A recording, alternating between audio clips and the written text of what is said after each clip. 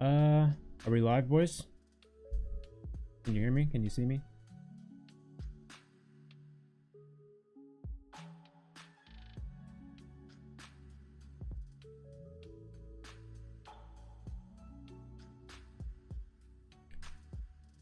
Perfect. What's up next?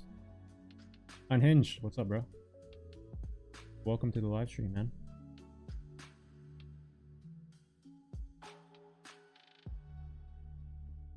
So I got like a general idea of what I want to do here.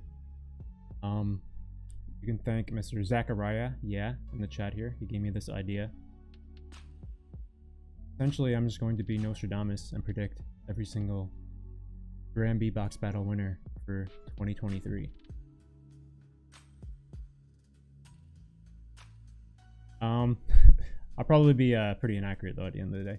I'll drop my predictions as you do them. Nice. Everyone here can participate. Obviously, I want this to be a little bit interactive here. Also, you know, I'm more known for reacting to beatboxing, but you know, for this live stream, we're not going to be reacting to anything.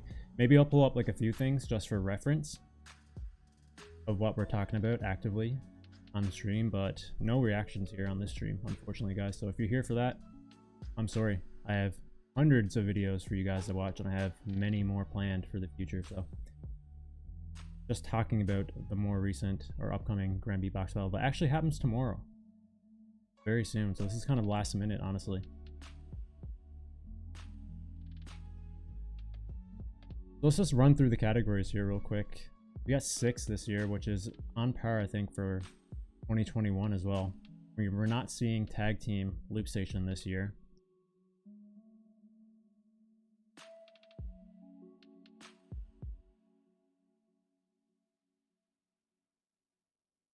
Oh yeah, and we also have a few dropouts here, unfortunately, too.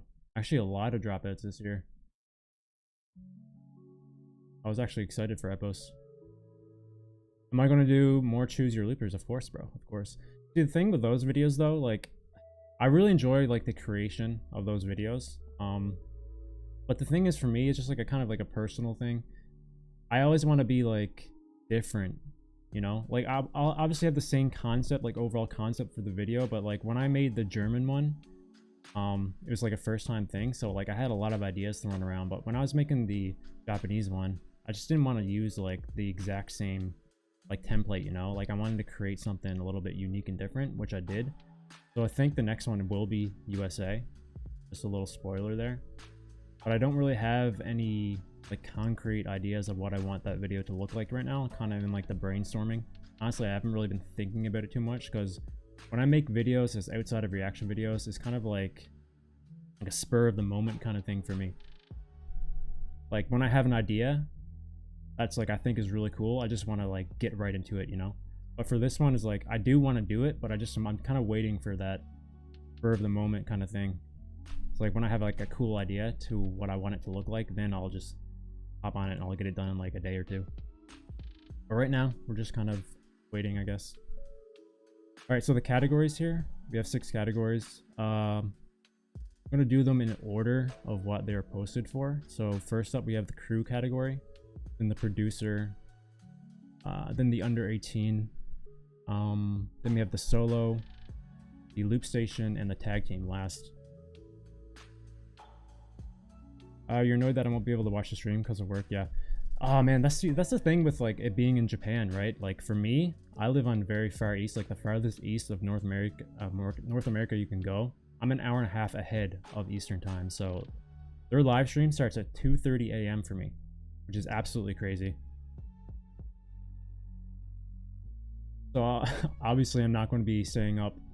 I'm not going to be starting to watch the stream at 2:30 my time, as much as I'd love to, but yeah, man, that's just not a reality for people on the West Coast. I think most people will probably be watching the live stream after the fact, not actually live, or they'll just wait until the videos ultimately, which is what I'm going to do. What's up, Coco, bro? How's it going, Vega?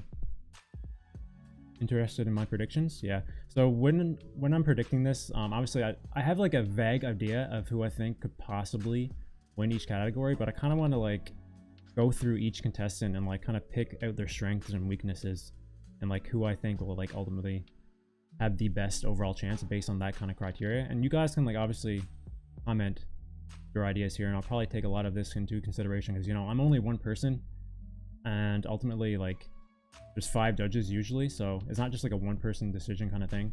So we'll kind of have like a cumulative opinion here, like me and the you guys.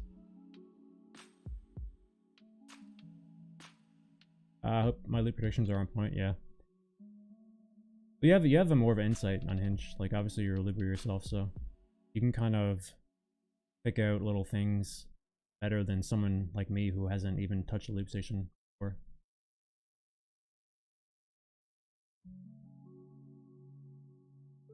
Producers are hardest to predict. I think like, man, yeah, I think I have to agree. Like there's only 6 people and every single one of those people who's in producer is just like the next level, you know, like there's god tier loopers. So that one's going to be really super difficult to predict. The event starts at like 6 or 7 in the morning for me. That's a little bit better than 2:30, but even then, bro, like on a weekday, that's a lot to ask of people to watch on the live stream. So it is what it is, you know. That's what happens when you have the event halfway across the world. You're staying up all night. That's crazy, bro.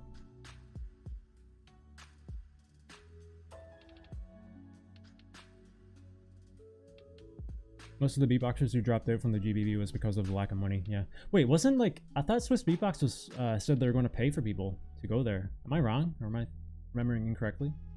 I thought like they had everyone who won a wildcard or was invited to the event. I thought they were going to pay for their planes.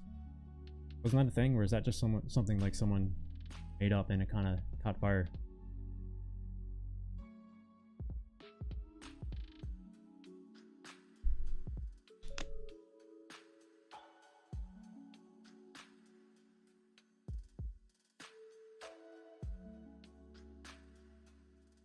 I think there's 18 people for solo.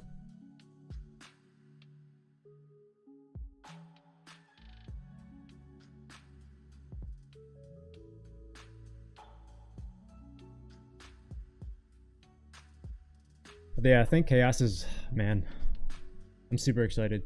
The fact that Chaos released that Living in the Dark track, like out of nowhere, I thought like that track was like top tier level, right? So that's something I would expect him to use at this competition. So the fact that he potentially has something even better in store for us, like, oh my god, that's just excites the hell out of me.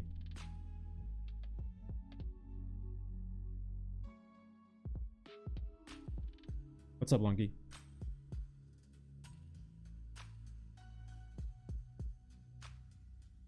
All right, let's get into it. My setup is a little bit scuffed. Ah, jeez.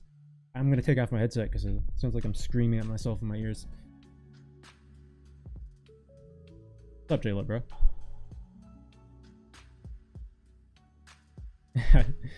All good, bro. That's what the stream is for. We're all gonna work together here. All right, so my setup's a little bit scuffed. I didn't really. This is kind of like a last-minute thing I threw together, so I didn't really make anything like too crazy here. But we got this here. So the first category is the crew. So I'm going to want to run down through each individual thing here. And this is going to be the same thing for every category. When's Loop Station? So I'm going in order of what Swiss Beatbox posted. Loop Station, I believe, will be the second to last one we'll look at. So we got a little bit of ways away for the Loop Station, but we got Producer after this one, actually. So there's that. All right, so the first one, Mom, Mathematic. Obviously, we got Slither, Eon, Georgie. Man, I think these guys are honestly the favorite, probably to win. They are the previous Grand Beatbox Battle champions. They are the most recent World Beatbox champions. I think it's a no-brainer for most people to come in here and expect these guys to win. Yeah, no, it's kind of hard at the same time too, right? Because like when you're on top like that, you win, like a lot of events, people have like high expectations. You have high expectations for yourself. So you're going to want to try to push yourself to the next level, right? And when you're at that level, it's kind of hard to progress even further, right? So they've seen what it's like to be at the top of the top, but can they maintain it? Because like, you know, when you become champions, it's harder to keep your championship rather than becoming one, if that makes sense. So I think like that's probably going to be a factor here for Mom. Like, are they going to be able to kind of top what they did previously? And are they going to be able to fend off people who are hungry here and want to kind of take the throne away from them? It's going to be interesting to see what they come in with. Next up, we got Sarah Kani, who competed it last time. You know, everyone who's in Sarah Kani is next level, just like Mom, but Sarah Kani has the home territory here in Japan, so I think like the crowd factor is going to be huge. It's going to be huge for Sarah Kani. I think they might be the most unique here, honestly. Like their style doesn't really like overlap with anyone else here. They're just so kind of unique and catered to their own selves. So they'll definitely stand out in that aspect, and the fact that it's home ground in Japan will definitely play well to them, I think, at the end of the day.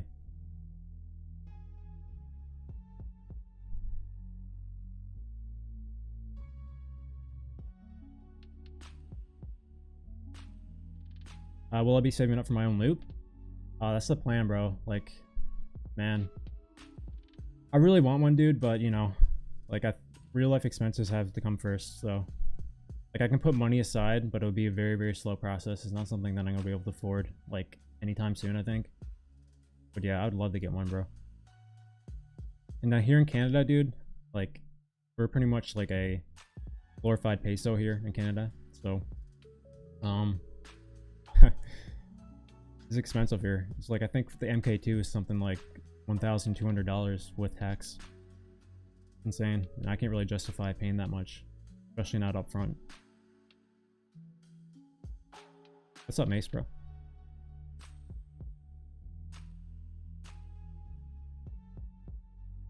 What's up, PR Savitar?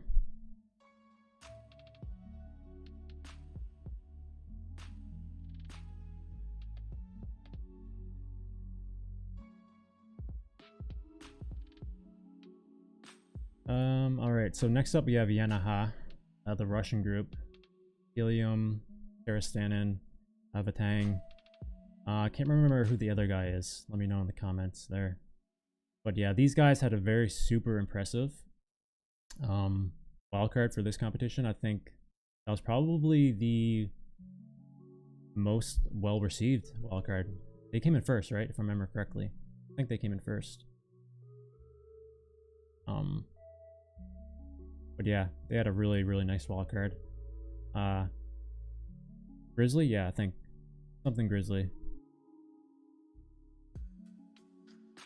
Am I going to West Coast? No. No, I'm far East Coast, bro. I'd love to go to every event, but you know, it's not very realistic, obviously. Darkani was first? Okay. They must have came in second then.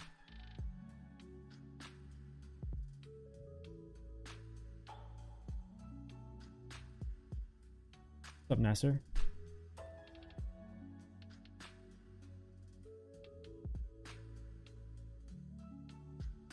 You want Nana? Yeah. I think a lot of people want Yanaha to win.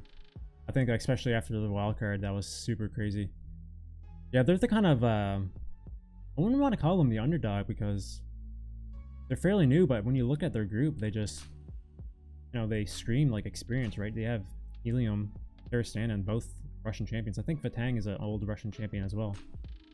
So they have the experience. I know they're not going to be nervous on stage.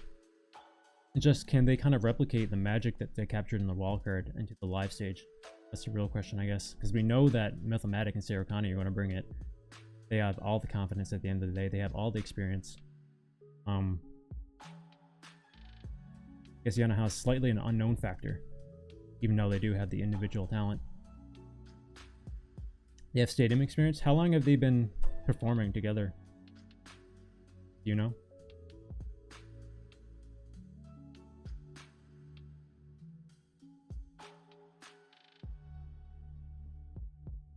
Then we got EOG. This is where my brain kind of goes like fuzzy. Is this the group with Collapse?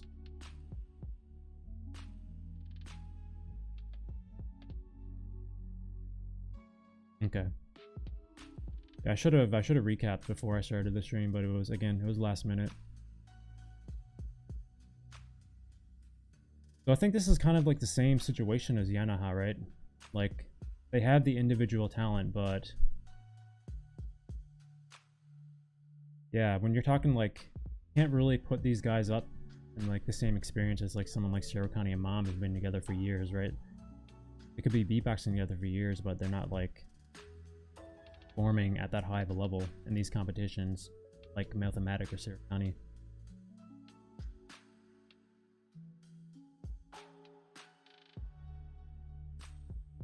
Your prediction is Shirokani? Wow.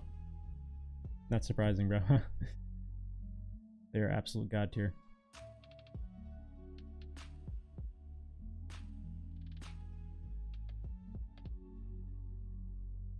You have no idea who will win crew. Man, this is one of the closer ones. I think, honestly, at the end of the day, I think Producer will probably be the closest in terms of like individual talent, but this one's definitely up there as well. Yeah, so EOG, not too sure. This one's kind of an unknown to me how they'll perform. Again, they do have individual talent, top tier, but you know, the dynamic of crew compared to like solo or tag teams is a lot different, right? So hard to compare them to someone like Shirokani or Mathematic. The Razones, not too familiar with these guys, honestly. I think these are old school beatboxers, right? They've been together for a while. Am I remembering incorrectly? Are these the guys from Germany?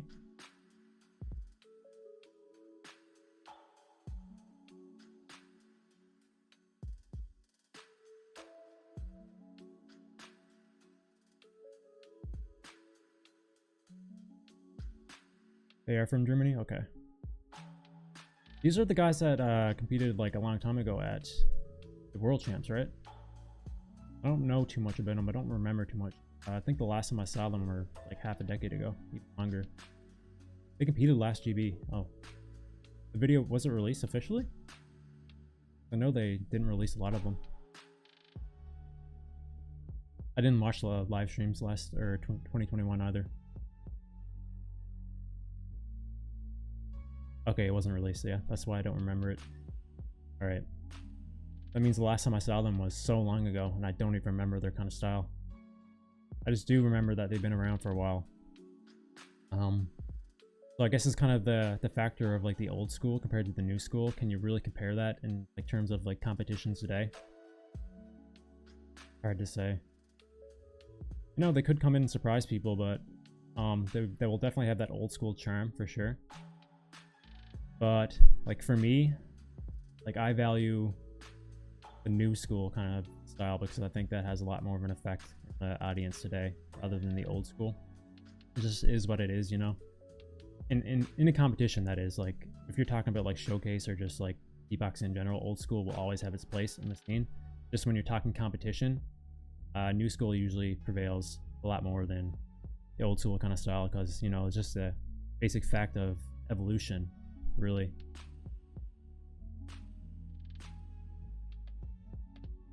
Then there's Decibel. This is the replacement for Squid, right? So I don't remember who Decibel is. That the ZVD? Is that the American crew? Is that American? Not sure.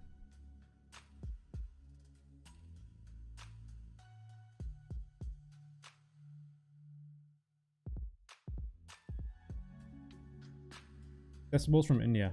Oh geez, I bet. So I have no knowledge about these guys at all. I have no idea. So this one's an unknown to me.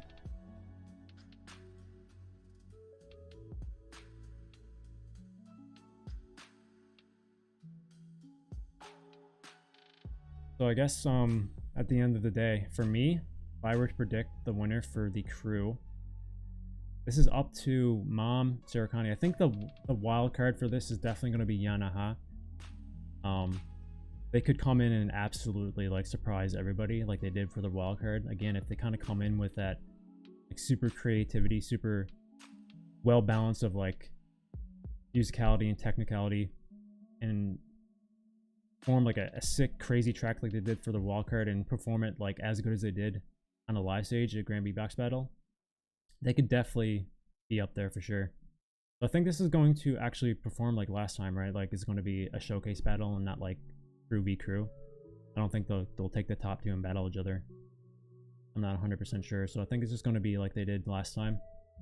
So predicting that way, I think it's going to be down to Mom or Sarakani again. Again, Yanaha could come in and surprise. So I'm going to predict Sarakani here, actually. I think Sarakani will take the throne here away from Mom. I think that they're just way too creative. Mathematic is very creative, don't get me wrong, but they won last year. They just won the world champs, and I think that coming in with short notice, not short notice, but like a few months later, coming in with something as impressive as they did last year or 2 years ago, and they also did at the most recent world champs, I think is going to be a very tall hill to climb. So I'm going to give Sarakani the win here for sure, and also the fact that Sarakani is on home ground, I think plays a lot that for sure. So my prediction here is Sarakani for Cruz.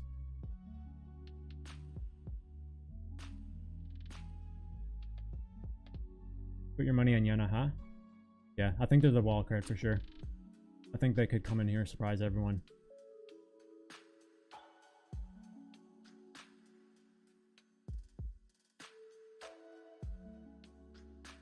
Yeah, that's the thing with Yanaha, right? Like, I have heard nothing from them as well, other than the wild card, so it's really hard for me to kind of judge them because they don't have a wide like range of content to listen to and view like these other teams, right? Like Mathematic or Sarakani. So, but what we did see from Yanaha was absolutely next level, so that's really good.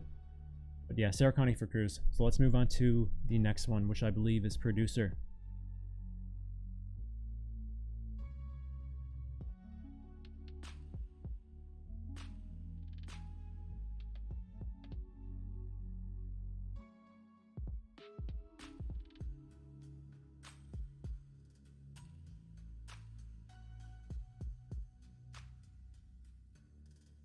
All right, man. Look at these names, guys. Like, Freedon is replacing Oxygenic, unfortunately. I do like Freedon a lot, so I'm not saying that like dissing him. But I really wanted to see Oxygenic for the first time in a live setting, but unfortunately he dropped out. And we have Freedon in his place, which is a really good replacement. So, but look at these names, man. Like, we got Frosty, KBA, Saijo, Antrix, Chaos, and Freedon. Like, that's an absolute killer lineup, man. Like, jeez. How are you supposed to pick one winner out of this? Like, God, man. This is tough. Really tough. Sagao, what's up, bro? Welcome to the live stream, man. Nice to see you.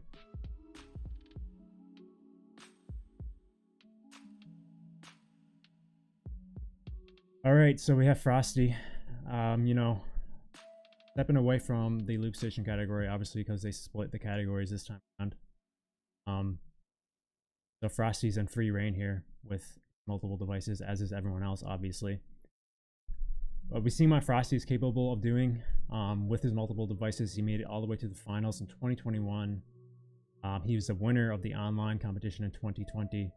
Just an all-around really good loop station artist. Just had a shout out actually for a showcase rather for the West German champs, which is super impressive.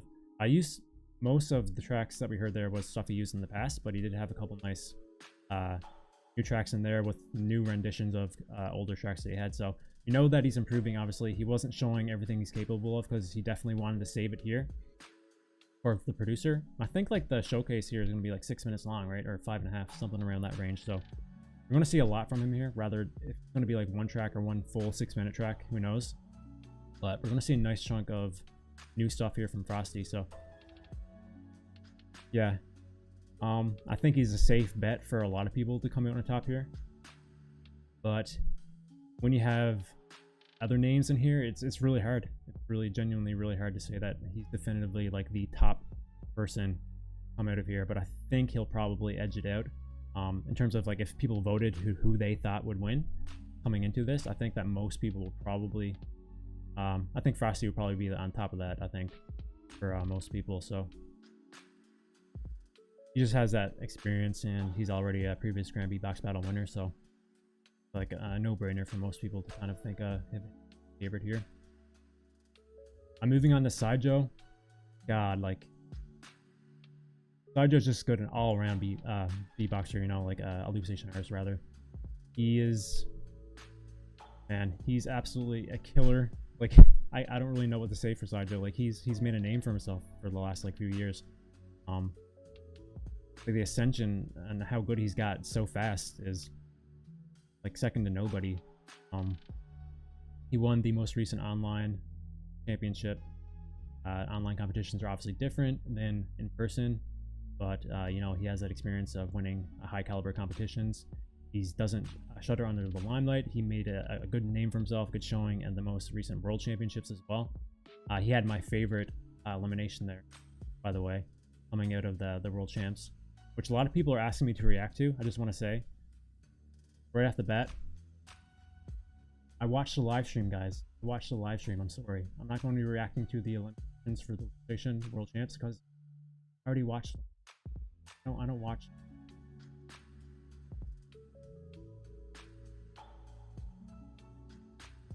But he had my favorite elimination coming out of that world champs. I just thought that what he did with that track was so creative and unique, kind of like coming in with something new, but kind of tying it into one of his most famous tracks. His monster track was really creative and unique and different. So, but seeing him in the producer category where he's able to have more creativity and freedom, yeah, you know, we saw what he did with his wildcard here in the Monster 2.0. So yeah, for me, I know that he's going to bring it, so can he be better than everyone else here? That's the thing. I think everyone's level is so similar, so hard to say, really. Sadly, I don't see a German guy taking it. Yeah, there's 4 Germans here. Crazy, huh?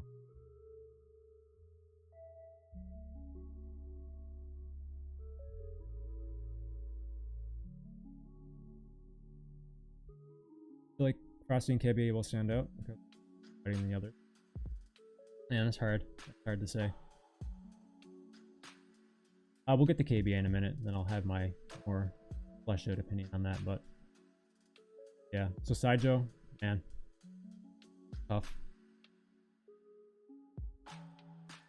I think he might be a favorite for a lot of people, honestly, just because how much he's progressed over the years. He has a lot of momentum behind him. He won 2 pretty prominent competitions recently in the East German champs last year and the champs last year as well. And he also came in second last year's German championship. So he has a lot of good name and will behind him. So yeah, then we're moving on to Chaos. Chaos had probably my favorite wildcard for this competition. I was looking forward to his a lot just because I love his style in the loop station, and he absolutely delivered with his wildcard, I think. And the thing about Chaos here, guys, like I said it a little bit earlier at the start of the stream, I'm going to say it here again. Chaos has a lot of momentum going into this because of a track that he just released recently called Living in the Dark. When I reacted to that, I kind of described it as like a throwaway track, almost like on a rather unknown YouTube channel. Like it was really bizarre to me because the level of looping in that track itself, something you'd think that he would wait to use at this kind of competition, right? So it has me thinking, and he kind of mentioned this in the YouTube comments of that video I reacted to as well, that he had something even better in store for the producer category at GBB. So it makes me think, like, what the fuck are we gonna see from Chaos that's better than what we saw from Living in the Dark? So that gets me really excited see what chaos store for the story. And if he can kind of well, we know like his performance aspect will always be on point, but can he recreate the magic of Living in the Dark in this new track on a live stage under the lights, you know? He's good at performing. He doesn't seem to be nervous at all. Like, he performed very well at the German championships last year. You know, Granby's box battle is the whole other dog out there, you know. It's top dog, highest of high. So if he can perform under those kind of lights, oh man, and potentially have something that's even better than his most recent track that he came out with, I think we're all in for a massive treat here in Chaos. So absolutely crazy.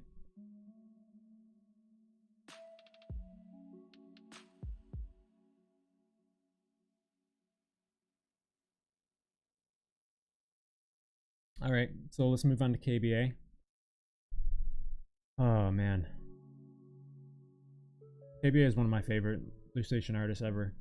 Just kind of like Saijo, his elevation is, I think he probably evolved the most of like any looper I saw in the last few years. Like, look at him from the online Loop Station championships in 2020, where he battled Dice. You guys remember that semi-final battle?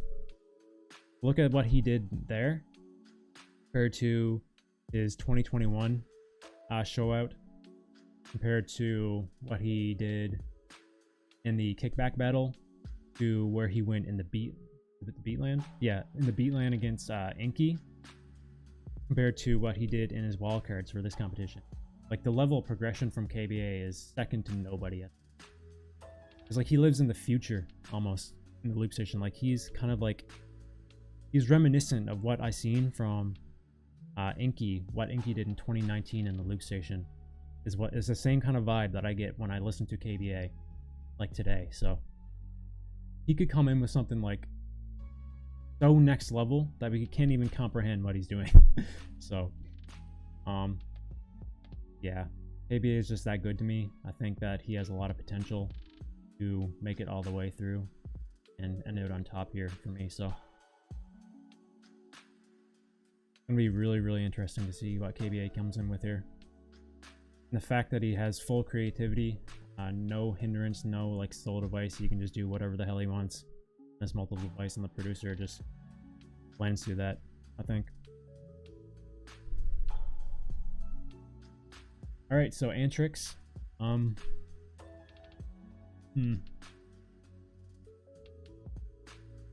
yeah, Antrix is a little unknown to me, like compared to everyone else here. Obviously, I've seen Antrix enough to kind of get an opinion on like what I can expect from him, but I haven't seen like enough of him recently. I guess that's not fair to say. I did see him, his elimination in the World Champs. It was very good, but that was a solo device, right? So this is a multiple device. So I don't know. Like, compared to everyone else here, he's the most unknown to me, I think. Just because I've seen the least from him compared to everyone else. But I do know what he's capable of, and I know that he's like very talented. You know, with me saying that, you know, like maybe he had the most opportunity to kind of like, yeah, exactly what Sagao just said. Like, I feel like he's been hiding something, right? Just because we haven't really seen him as much recently. So, be very interesting to see that. He could be not the underdog, but the wild card here for the producer category. Like, people will probably come in here and see his name and not really expect him to come out on top, but you know, he could come in and surprise everybody. All right, and last up here we have Freedon, the replacement for Oxygenic. He came in 6th, I think, for the wildcard competition, right? So that means he automatically gets a spot over the first dropout. It was Oxygenic, so we're seeing Freedon here instead. His wildcard was, I think it was his first round against Leonard, right? The last year's German champs. It was like a more fleshed out, longer, fulfilled version of his first round against Leonard. So I don't really know what Freedon is fully capable of with the multiple devices, you know? I've seen his 3-minute 30 rounds many times. I've seen him compete probably more than anyone else here on this list compared to like Sideo Frosty. I've seen more of him because he's been around the longest in terms of the loop station scene. So yeah, I don't really know what to expect from Freedon. He has a lot more time on his hands here. Whether or not he uses the time wisely, I have no idea because I haven't seen that long before. Yeah, so he's the most unknown here for me, I think. But one thing for sure I know is that he's going to bring his absolute A game in the performance aspect because he's one of the best performers, I think, when it comes to the loop station. He has the most energy. Only people that rival him in energy, I think, another German and Leonard, I think. So yeah, I know it's going to be super entertaining for sure watching Freedon perform, and I think this is long overdue too. I think this might be the first Grand B-Box battle for Freedon as well. The fact of how long he's been around, and this is going to be his first, says a lot. So I bet he's super excited about that as well. What's up, Smonol, bro? How's it going, man?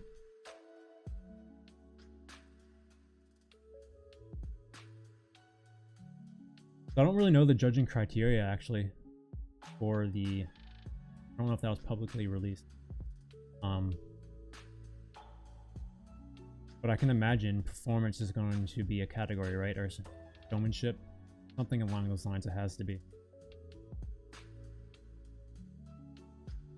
Mr. Estuo, how's it going, bro? Welcome, man. I'm good. How are you doing, bro? Glad you stopped by. We're just talking about the producer category here for 2 out of 6 here now. Yeah, the producer category. This is tight. I think this will ultimately be the closest, I think, for me, my decision here. Like, I'm thinking about it now actively, and I just really don't know. This is so difficult for me. I think just like the cruise, right? This is going to be a showcase. Is there a battle? Does anyone know if they're battling? If they're taking like the top 2 battling, or is this just like the crew where they're just going to do 1, 2, 3, 4, 5, 6, and that's it?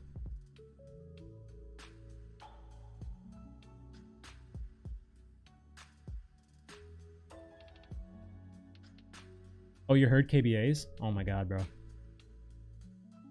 You know, maybe you should have recorded that and leaked it to me, you know? Because I want to listen to that too. That's pretty cool though, bro.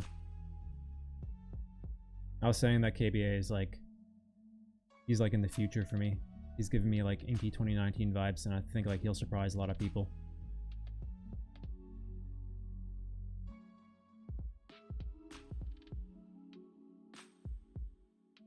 All 6 of them performed twice. Oh my god. Dude. How long are the rounds? Are they like 5 minutes, 6 minutes? 8-minute showcase and 4-minute showcase. Oh, wow. Okay. Okay, this changes everything. Wow, this changes everything for me. God. That's tough.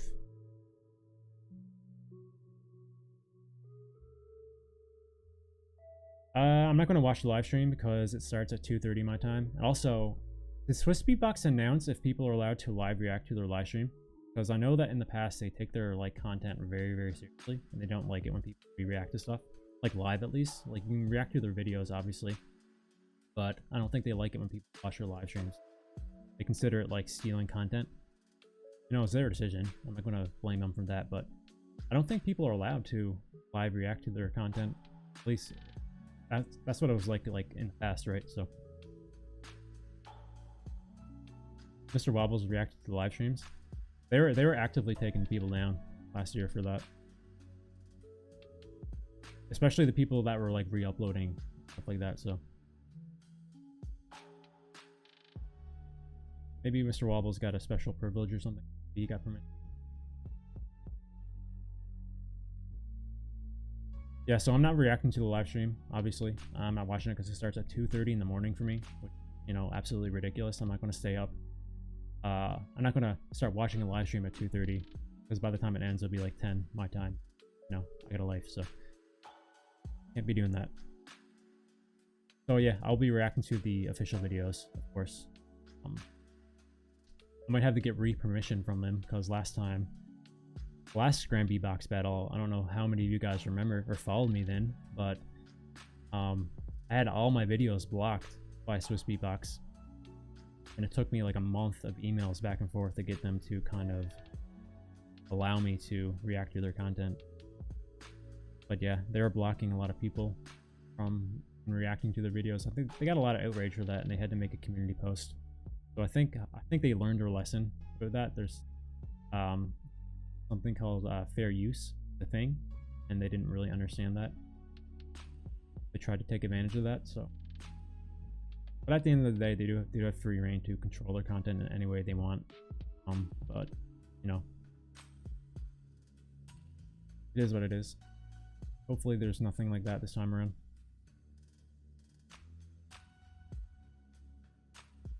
All right, so this is so tough, guys. I just can't commit to one person. Like it's so hard. 8-minute first round, 4-minute second round changes a lot. 8 minutes seems like a long time though. I was thinking like 6 minutes max. That changes a lot. That's a long time.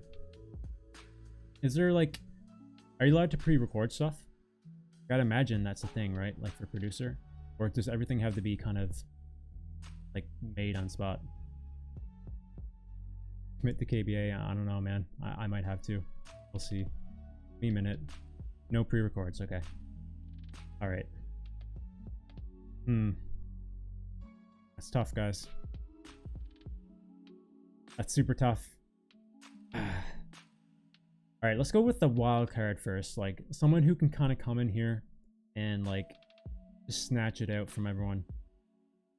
I think Antrix, he's the most like, not the most unknown, but I think like I've seen the least from him as of recently, which makes me think that maybe he probably has something under his sleeve here. Antrix or Chaos is probably the biggest wild card here. I think that could come in and just absolutely destroy everybody. I think they have the most potential to, you know, quote unquote upset. I don't think KBA is a wild card here. I think he's that good. I think KBA solidified himself, honestly. I've seen a lot from him recently. So, this is tough.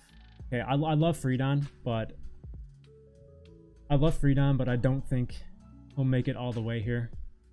I could be wrong, but I think when you're talking about like a performance aspect, he'll beat everybody. No questions asked. Like Freedom will have the best performance, I think, for sure. But I don't think he'll win. I don't think he'll win. Love Freedom though. It's up to Frosty, Sidjo, or KBA. I'm gonna do elimination here, like elimination style. I love Sidjo as well. I love Sidjo. I've seen the most of him out of anyone here as of recently. Can he last the 8 minutes and the 4 minutes? I don't know.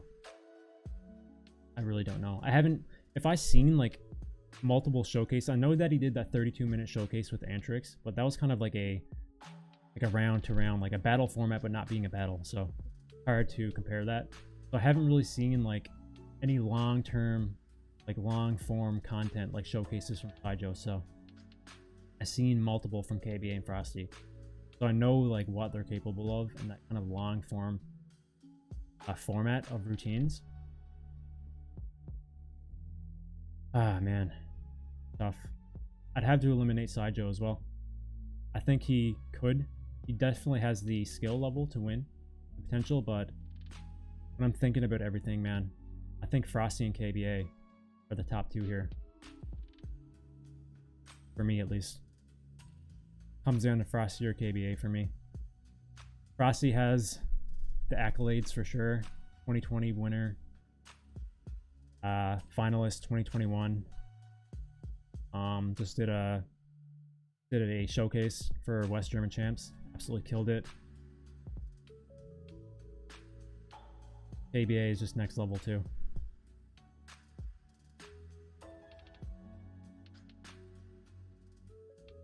I don't know. This is hard. If Sidra does monster, then maybe he might pass. I don't think so. I think he's gonna have to do something other than monster here. We heard too much of monster. Like, it's good, don't get me wrong. But if you want to win something like Grand Beatbox Battle, you can't use stuff that you used in the past. And I think he's smarter than that too. I don't think he'll come in with that.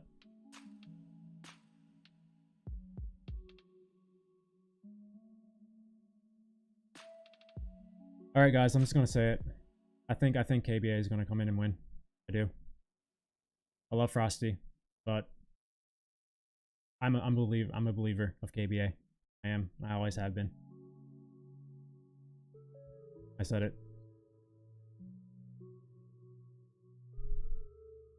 I think it's his time, man. I think it's his time.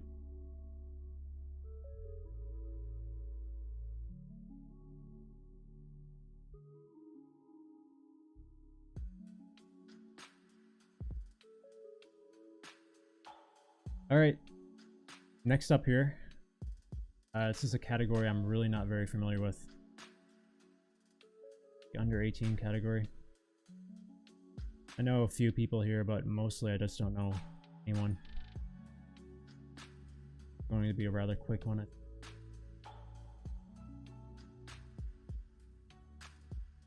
All right, so we have Gillard. So all these guys I've only heard once. Actually, no, it's a lie. I've heard Lindsay a few times. I heard BP a few times. I've heard Didi a few times. Gillard, Serpent, Marvelous, Juan, and Clark said. I've heard one time before. So you guys, like, I'll give my opinion right now. I heard more of Didi, Lindsay, and BP than anyone here. Also, yeah, Mickles dropped out, and I think Marvelous took his place. So, I like Lindsay a lot. I like Didi a lot too. I like BP, but I think just based on what I heard from everyone here, I don't remember too much of Gillard, Serpent, Juan, Marvelous, or Clark Seds. So I only heard them once before, and that was a little while ago for their wall cards. I think for me, it's between Didi and Lindsay. I think I could be wrong. Like, you guys probably seen these guys a lot more than I did, so you could have a more valid opinion. So this is all up to you guys. I'm just gonna say between those two.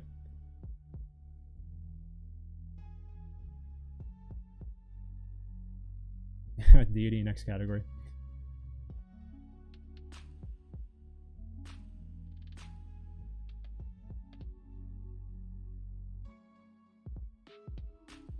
BP won under 18 in Germany. That's a good accolade to have.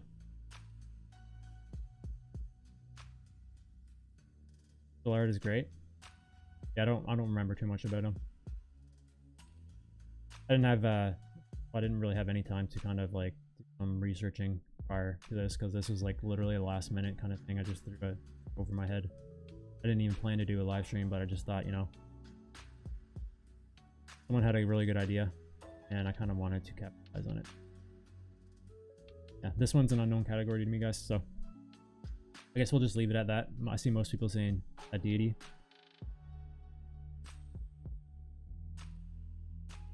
Am I saying that right? Deity?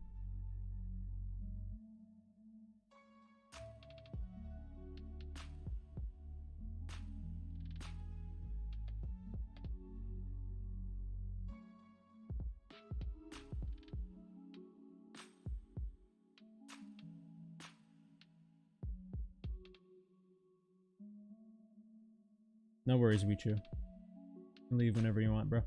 Thanks for stopping by, man. That's pretty crazy. You're staying up till 7 in the morning. Appreciate it, man. Judges for under 18 are all old heads. Man. I guess compared to 18-year-olds, they are for sure. Yeah, I'm surprised that Duxie didn't get in, actually. He's really good. Underrated Brazilian.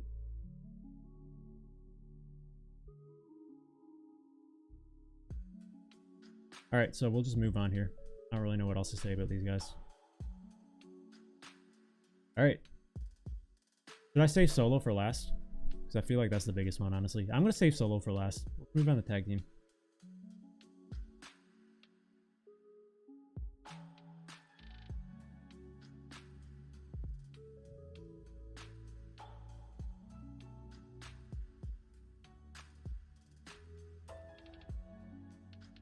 All right, tag team.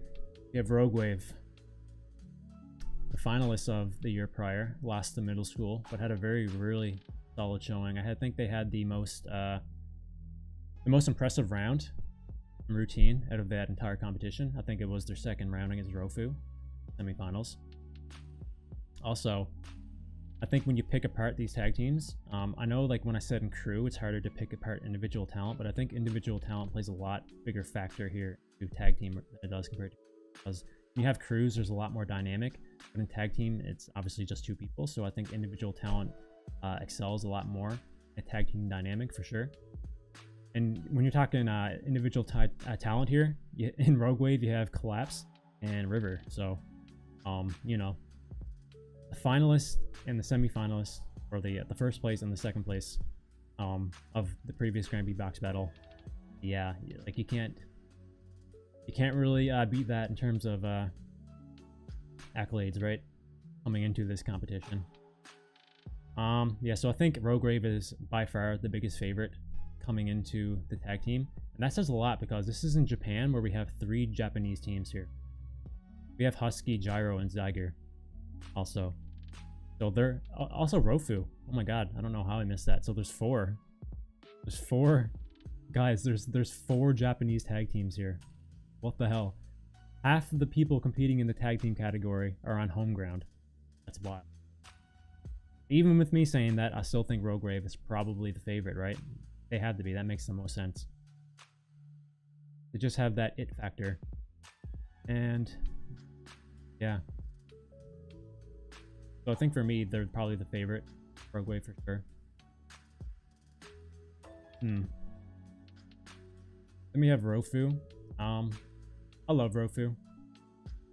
I love them a lot. I like their style. I like the kind of humor that they incorporate into their routines and their music.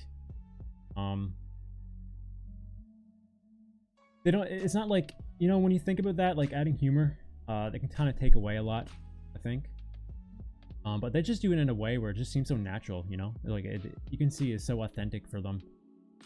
Especially Fuga. Like Fuga, he might come across as like a fool or a clown to people, but like to me, that's I just love it, man. Like he's just so himself, you know. So it doesn't come across as like annoying or anything to me. It's like it is who they are, and it's so natural and so charming in a way. You know, they're good. They're underrated, I think. Maybe not underrated, actually. Not a fair thing to say. They're very popular. You know, but when you think about like a competition, I don't see them as competitors. That's the thing. Like I love Rofu, but I don't. When I think of Rofu and I watch them perform, I don't think of them as competitors. I think of them more as like a team that can perform, but not in a competition. You know, if that makes sense. Like they're more of like a showcase kind of team. I don't see them as like a competitor. They are underrated in the battle context. Maybe. I don't know. I don't really view them that way. I see them more as like, yeah, they do their thing, and I don't view it as more of a competitive kind of nature. Love them. I love their style though. I like them a lot. I think they have some of the most entertaining YouTube videos, ones that I can actually understand that aren't in Japanese. Yeah, they're entertainers. That's a good way to put it. Yeah, they're entertainers for sure. Yeah, so I don't see them going all the way, honestly. This is a battle only, I'm pretty sure, right? Or is it an elimination in top 4, or is it a top 8? I think it would be top 8, right? That makes more sense. I think it just goes right into the quarterfinals. Or is it a elimination to top 4? Ooh, okay. That changes the dynamic a little bit. Okay. So Gyro, I think they're the top one. They won the first place wildcard, right? That's with Yamari. The other guy's name is slipping my mind here. Help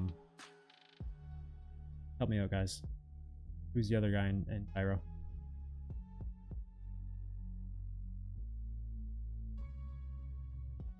But anyway, John T. Right. Thank you. Super impressive wildcard here for sure. Definitely deserved first place, I think.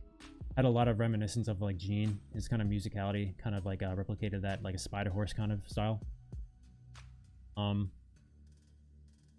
They have really, I think they have the most potential coming in from the wildcards for sure. Deservedly so.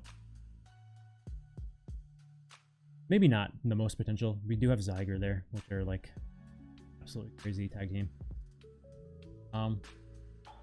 Gyro's very interesting. I think they're a rather new tag team as well. They haven't been around for nearly as long as some people here on this list, but they had the most promise, like from first impressions here from a lot of people. I think wildcard. Whether or not they can kind of replicate that again, just kind of like Yanaha that we're talking about in Cruise, whether or not they can replicate that on stage is another whole thing, like a whole other kind of factor for sure.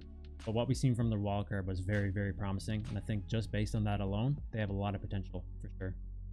So yeah, Gyro's really good, promising team, I think, for sure. Next up we have Zyger. Okay, so Zyger,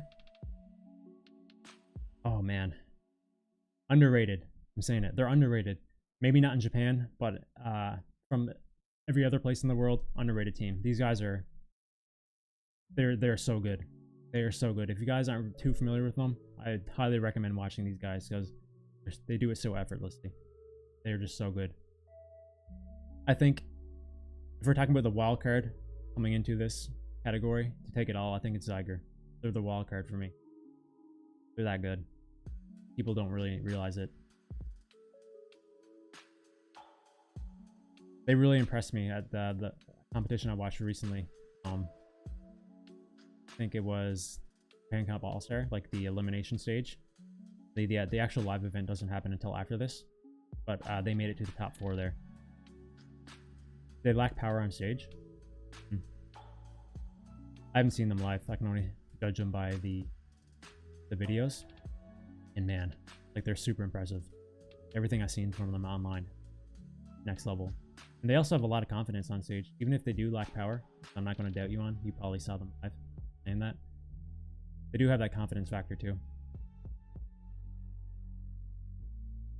So I think they're the wild card for me to win it all at the end of the day.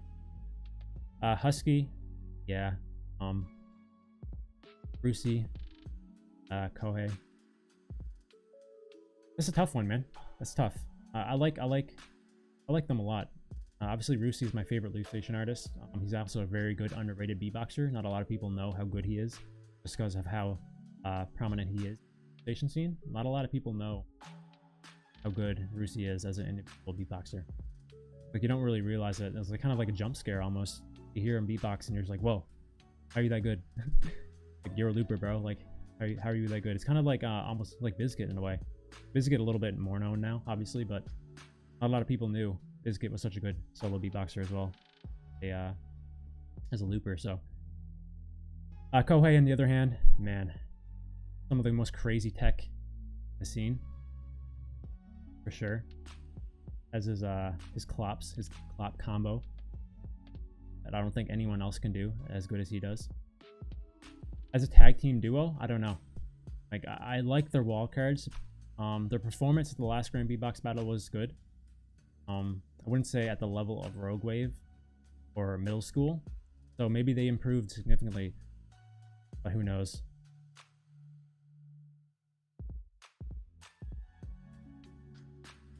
Rusi was really good in the Japan Cypher. I haven't watched that video yet. I'm going to react to that soon, though. What categories did you miss? We did the producer and the cruise and the under 18. We're now at tag team here. So Husky, I kind of know what to expect from them. Whether or not they kind of elevated their game significantly to the point where it puts them above others, I don't know. They're kind of unknown in that area. Not an unknown in terms of being a tag team, because I heard them many times before, and I know what they're capable of individually. Just like as a tag team and what they can actually do on a live stage, compared to what I've seen from them in the past, I don't know how much better they're going to be.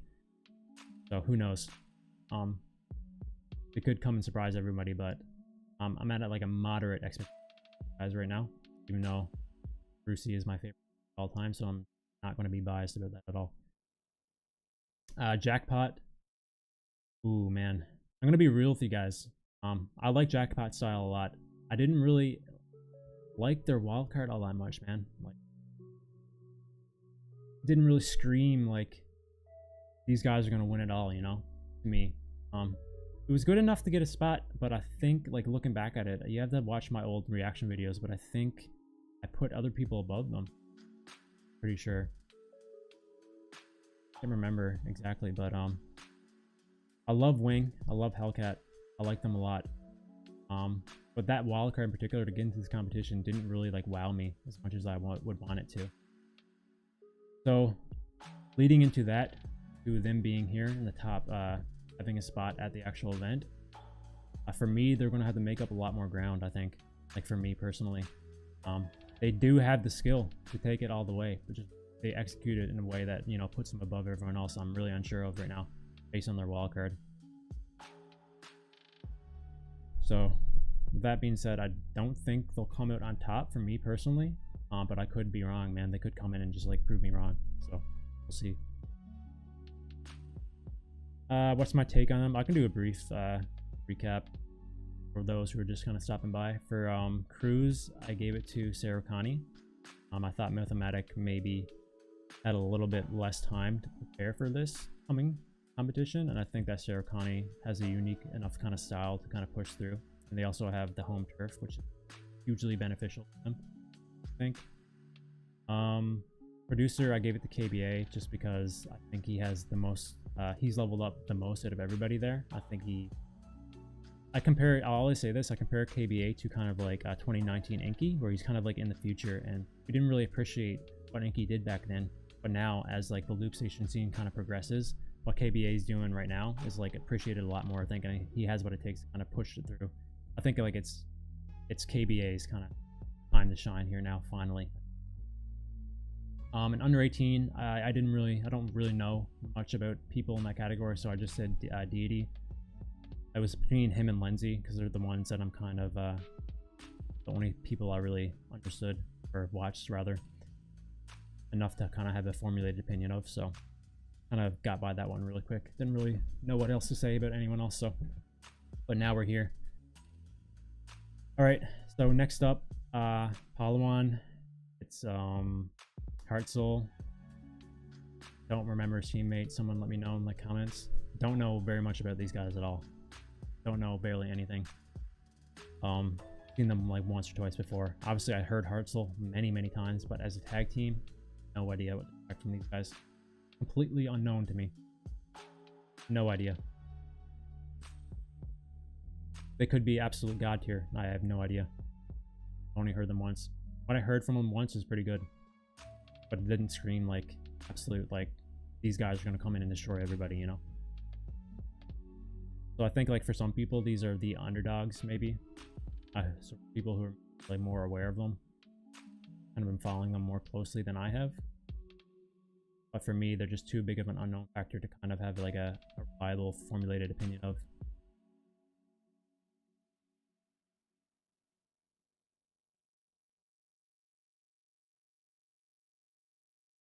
Yeah, I heard that Hartzell, I wouldn't say like disappointing in live, but like for some reason he just can't really perform.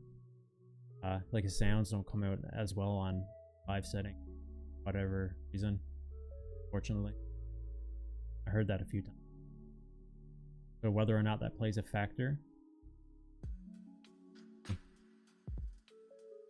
Alright, so last up here is Lotus. We got ZVD, and forgive me again, I don't remember his name.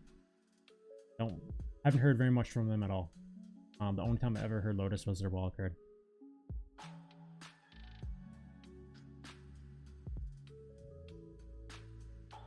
Raul. Man, okay, so I'm gonna say this. DVD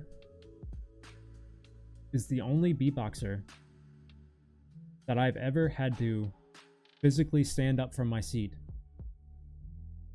in like as a reaction, because he literally made me stand up from my seat. That is the only solo beatboxer that has ever done that to me.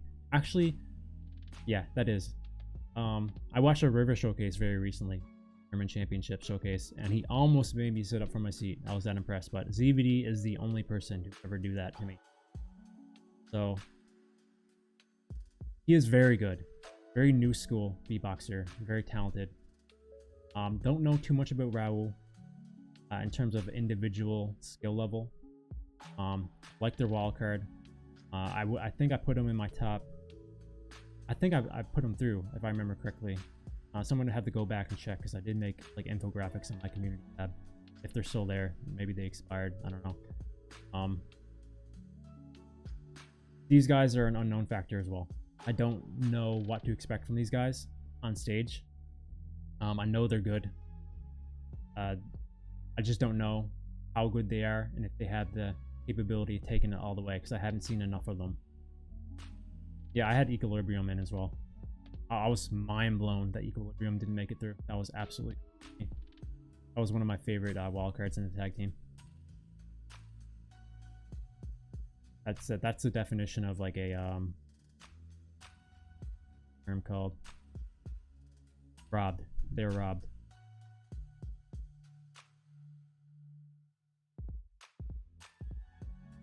It's crazy to think that GBB is in a few hours. I know, that's crazy, huh?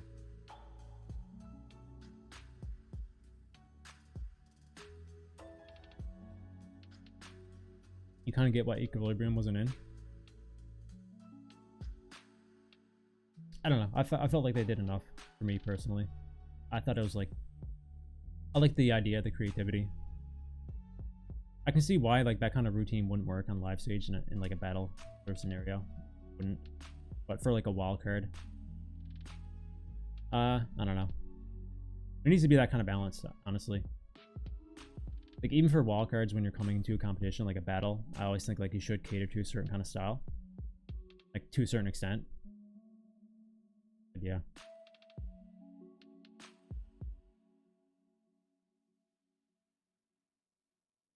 Gotta go to sleep. I want to say thank you for your videos. I really like your view on all the leap stuff we do. Very relaxing to watch. Thanks a lot, Sagao, man. It means a lot to me, bro. Appreciate you stopping by. Good luck with your future stuff, bro.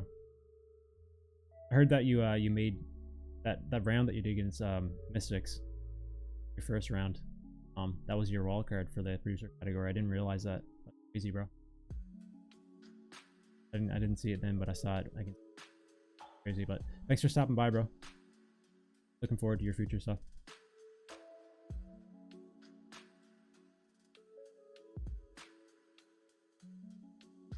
Yeah, so with all that being said, I think my favorite, the favorite for me, not saying definitively will probably win, but I think the favorite for me coming in this is obviously Rogue Wave. I think they have the most potential here to take it all.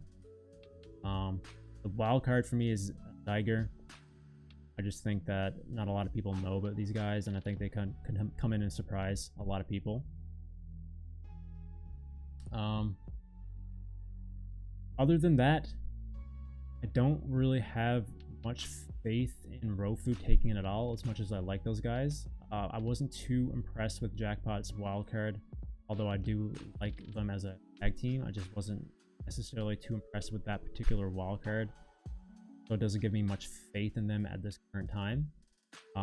Husky, I'm not really sure. Like, I like these guys a lot, but I really haven't seen enough of them to kind of like push them over the edge, take it all for me. Palawan is a complete unknown, and Lotus I haven't seen enough as well. So I think for me, with all that being said, I think my favorite will also be my prediction here. I think Rogue Wave will probably take it all. Yeah, I think that's it. Has to be Rogue Wave for me. I just don't really see a world where any of these other teams can kind of come in and dethrone them. I guess Gyro could surprise a lot of people. Zyger, the wildcard again. But yeah, I'm gonna have to go with Rogue Wave.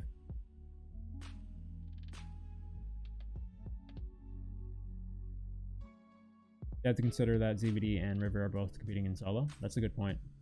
That's a very good point. I just think that when you're saying that, I think River is a little bit too experienced, though. He's been there, done that, you know. He also competed in both solo and tag team as well in the previous Grand Beatbox battle, and he made it to the finals in both. So, I think in the solo for River, he just kind of lost steam. I don't think it was because he was paying attention to both categories. I just think that he ran out of like routines, honestly. So it kind of pushed him over Collapse. And also Collapse was also, you know, his team partner and won it, and he was something unique in every single routine. So I think when you're talking about like that, it really depends on the individual for sure. I just think that River is way too experienced to kind of be bothered by competing in multiple categories. He knows how to manage.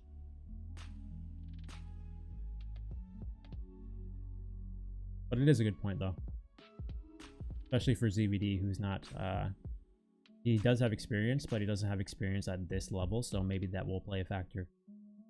Who knows? Unhinged predicts Lotus. You're biased, bro. I'm just kidding. Good prediction. I haven't seen enough of them.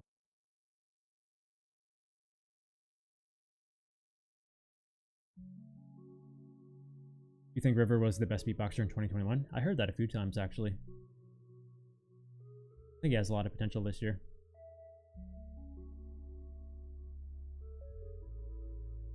Alright. A lot of Lotus fans in here, guys. Nice. Y'all must be American.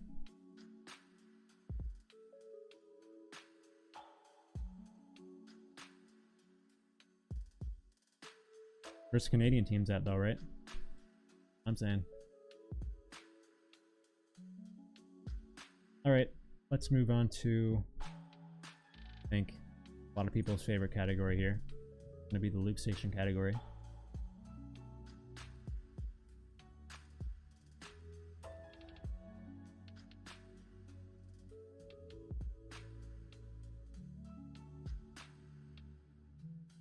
Alright guys, look at this, man. So we had a couple dropouts here, fortunately. We had Epos drop out, unfortunately. I was looking forward to seeing Epos a lot. He had a really, really good showing for his wildcards, I think. His round 1 wildcard was probably, wasn't my favorite, it was probably my second favorite. I think Leonard was my favorite card for round 1. But Epos really came in hot first round wildcard, and so unfortunate that he dropped out. Who was the other dropout, guys? Was Mirsa always in? Mirsa was always in, wasn't he? Am I going crazy? Or was it just one dropout? Just Epos? Okay. Mirsa was always in then. Alright. So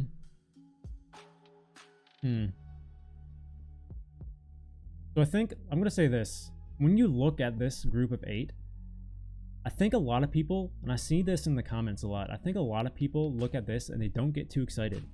And I wonder why, huh? Because there's a lot more musicality this time around, in terms of like style-wise, I think, for this top 8 compared to any other previous Grand Beatbox battle. Maybe like some of the older ones where like this kind of like new school or like modern day kind of loop station style is definitely more prominent, especially in beatbox battles, or loop station battles rather. But when you're looking at this, like Robin, AVH, Josho to the most extent, he can definitely dwell in other things though, don't get me wrong. But even Matei for a little bit, you know, even though he's also very versatile. There's a lot of musicality here. And I think for people who are like more engaged into the modern kind of style for loop station, looks at this and they're like, man, this doesn't look like it's going to be as exciting as other loop station years. But you know what? I like this. I like the diversity here because it leads to these storylines that could be like you wouldn't see like in previous events, you know?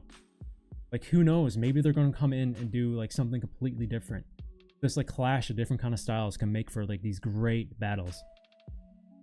So I like this. I like these potential matchups here in this top 8. I'm not gonna lie, there is some upsets here. There's definitely some people in here that I would rather see compared to others. I'm not saying that. Like I'm not saying like I want this list and nothing else. There's definitely upsets here for me. Leonard, I think he deserved the spot. I was so impressed with Leonard coming into this competition. It bums me out that we didn't get to see him in the loop station category. Saijo, you know, Sideshow had really impressive rounds, routines for his wildcard. The fact that he made like 11th or something in his first round wildcard, like come on, that was easily top 3. So there's definitely some upsets, I think, for me and other people, clearly. But what we got at the end of the day is not that bad, I think. Some people are making this out to be like it's an absolute disaster. It's not going to be a good event. I don't believe in that. I think this is going to be good. I think the level here is still top-notch. There are definitely some upsets. There are definitely people that probably deserved it more. But at the end of the day, we still got a good lineup, I think. For me, I still think it's good, and I'm gonna enjoy it a lot, I think. Can you maybe make a notepad with your predictions? Yeah, I can definitely do a recap, bro. I can just do community posts after, if you'd rather that. I think that will probably be more beneficial. Like a recap or something. Dice versus Robin. That would be absolutely... Oh, that would be insane. You think there's going to be some pleasant surprises? Yep. I also think. Alright, so first up here. Biscuit. No. This one's interesting. I'll tell you why. Because he's the winner of the previous Grand B-Box battle. He's going to be the only contestant here, I think. Correct me if I'm wrong. He's going to be the only contestant here using the MK1. I think, right? So this is going to be very interesting to see. He's more comfortable on a device, apparently. Also, not a lot of people were impressed with his showing of the World Champs. But looking at that, I didn't see the battles, so I can't really talk on that. I know that he got knocked out in the first round against 808 Bannon, I think, right? But I think that he was probably holding back, right? Like he had to. There's no way he went into that and, I don't know, use his best stuff, right? Apparently he used like renditions of his previous routines that he used in the past, just like slightly updated versions. So with his showing at World Beatbox Championships, I'm not down on Biscuit at all. I think that he's still as formidable as he was before the World Champs, I think. I don't take much weight into the complaints about Biscuit from the World Champs. I don't know how other people feel, but I don't look too much into that stuff. You gotta be very narrow-minded to take too much, to look too much into that kind of stuff. I think he's smart. He knows what he was doing. He just used it as a different outlet, you know? He didn't go into there purely to try to win the competition. He used it in his own certain way, I think. So for some, that might be like a red flag. For me, it's, you know, I don't really look too much into it. So I think Biscuit might still be the favorite for a lot of people coming into the loop station category. For me, I think he is very close to being the favorite. I don't know if he's my definitive favorite right now. We'll get more into that later, or formulated. But as of right now, I think he might be a lot of people's favorite.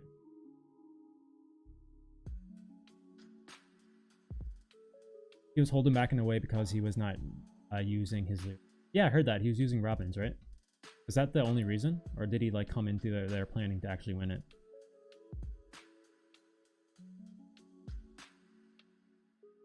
Quarterfinals, Biscuit versus Mirza. Dice versus Robin. Joshua versus Matei. Brez versus... God. Some interesting matchups there. Brez versus AVH. Clash of styles there. Same with Dice and Robin. Joshua versus Matei could be very competitive, I think. Biscuit versus Mirza. Mirza's kind of a wild card here for me.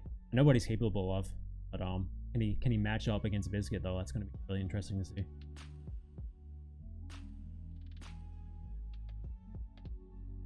Biscuit's new stuff is actually nice. Nuts. I've been hearing that a lot. We'll see though.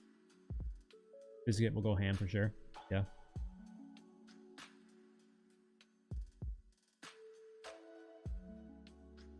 Mirza was nuts in Florida Beatbox battle. That was the one he battled Freedon, right? Didn't he lose that? Or did Freedon win that, or did Mirza win? But I do remember him. That's the first time I ever heard Mirza back in 2020. Order versus Rizmon, yeah, I do. That was some crazy. That was a crazy event.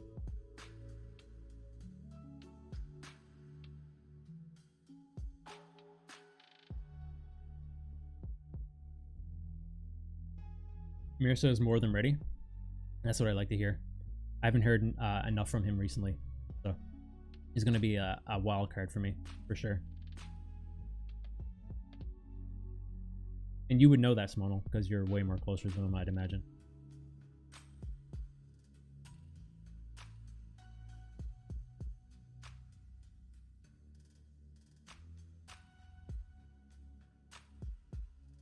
Yeah, Biscuit versus Mirza, man. Wow. They have a really good style clash up, I think, for a D-box or a loop station battle. Both their styles play very well, so they could be very competitive. But we're just gonna have to see. I would have personally have Biscuit in that battle, but who knows? I haven't seen enough from Mirza. No. All right, so Biscuit probably the most favorite coming in for everyone, really. Brez. So this one's tough, man, because we all know what Brez has been going through. He's had some health problems, actually very similar to me. If you guys didn't know, he's been going through some physical health issues, and apparently it's been keeping him back from creating new music, which really sucks, because apparently he's going to be coming in with some of his older routines. I don't know if he kind of been working overtime here to kind of not make that the case, but apparently that's going to be the case. So we might not be seeing full form Brez here, unfortunately, at this event, which really sucks, because he was probably, before then, he was probably my favorite coming into. I think he probably could have took it all. His battle against Rhythmine 2021 was my favorite battle of that entire event, including every single category.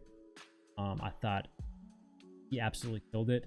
He has the it factor for the loop station. He is a master performer, master battler. Nobody wants to battle Brez at his prime. Nobody.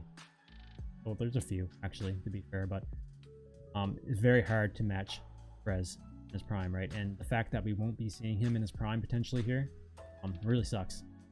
You never want to see that. And you're right, Casper, like his wildcards were some of the best, right? And it just sucks, man. You know, shout out to him though for like sticking through it, still competing, but it's unfortunate that we won't be able to see him in his prime. And yeah, I want Brez versus Biscuit, and I don't want to see this. I'll tell you why. Because Brez won't be at his best. If we get this battle, I don't want it to be here, unless Brez really mitigated all this, all the the issues that he had, and he found enough time to kind of give us what we would want from him. But I don't think that's reality, because I think health will always come first, and what he's going through is not easy. It takes years to kind of fight through this. So I don't want to see it at this event if he's not on his prime. So if it does happen, I hope he comes in with his good stuff, you know, like new means, and he can perform at the best that we know he's capable of. Otherwise, if he's not up to where I know he can be, I don't want to see it this event. I want to leave ugly reminder in the back of my head that this could have been something more great, you know. Epos dropped out, unfortunately.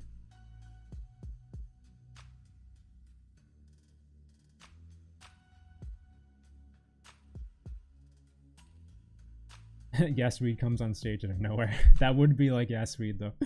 That would be in his personality for sure. It'd be hilarious. Brez is still going to deliver? I hope so, bro. Hey, what's up, Biscuit? Little sneaky comment there out of nowhere. I hope so, bro. Because if his battle with you and he's in his prime will be a legendary battle, and I think you know that. So Brez, I really hope he comes in with everything he has, but unfortunately, I think, like he said in his post, that he may not come in with all new stuff. It is what it is, but he would be my favorite coming into the entire thing. Good morning from Tokyo. What's up, bro? Yeah. I guess you've been there for a few days, huh? Excited to see you in solo as well, bro. That's came out of nowhere. Not a lot of people know how good you are at solo, so it's gonna be interesting to see. All right, let's move on to Joshua. Man, interesting. Joshua, man, he's one of those guys, you know, who's like super good, but never really took home the gold, you know. Such a shame because he definitely has the skill. He has a lot of diversity in the loop station too. Like he has the ability to kind of dwell into any kind of style, and we've seen it from him, and that makes him such a strong contender here. I think he was the second overall too, for the wildcard competition. There's a lot.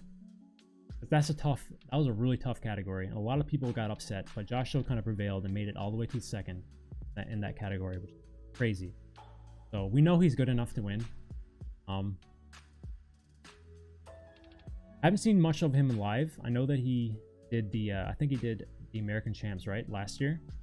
I think he lost to 808 Bannon, which Bannon ended up winning, so it's like not the biggest deal. So I don't know.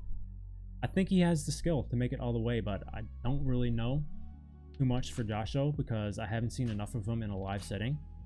But I know that he has the capabilities to make it all the way. So it's going to be really interesting to see Joshua, I think.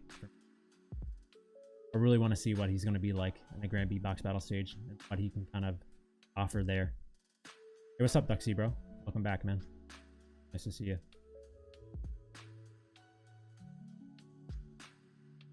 Josh is winning. Unhinged. You're so unhinged with your bias, bro. Like, come on, man. You might not be wrong though, dude. He could come in here and win, but that's funny.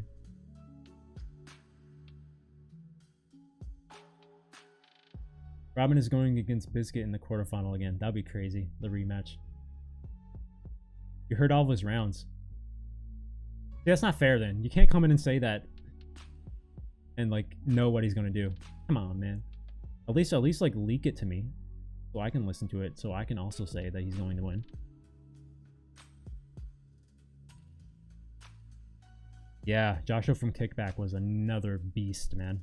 That was so good. I actually thought he won that battle against Christoph.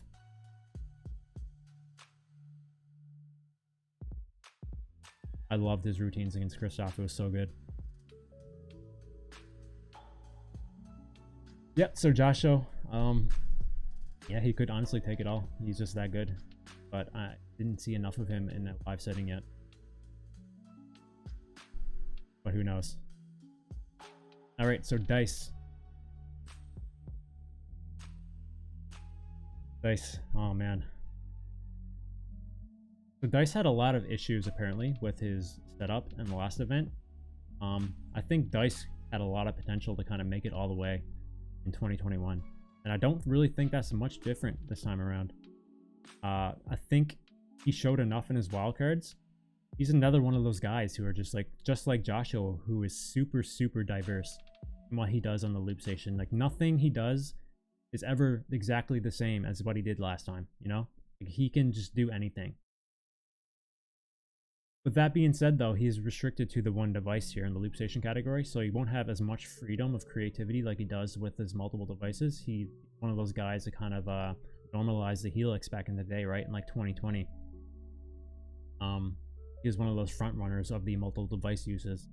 So, with that being said, though, he is very capable on the solo device, obviously, like we've seen in these wildcards. So, yeah, I think MIDI controllers are allowed, right? I'm pretty sure, because they don't count as a second device. Only like the Helix and whatever the other ones are called.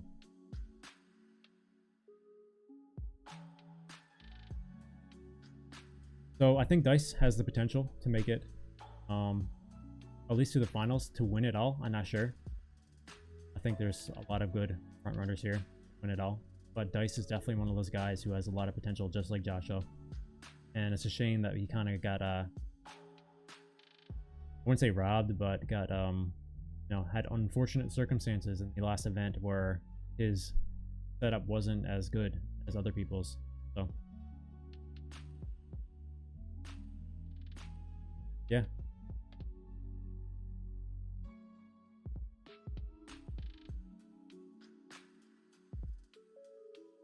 Joshua's style live could have a few issues.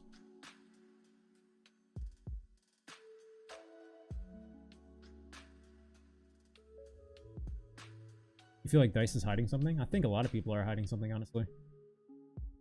It would be like definitely in your favor to kind of hide stuff coming into these competitions. Kind of in your favor.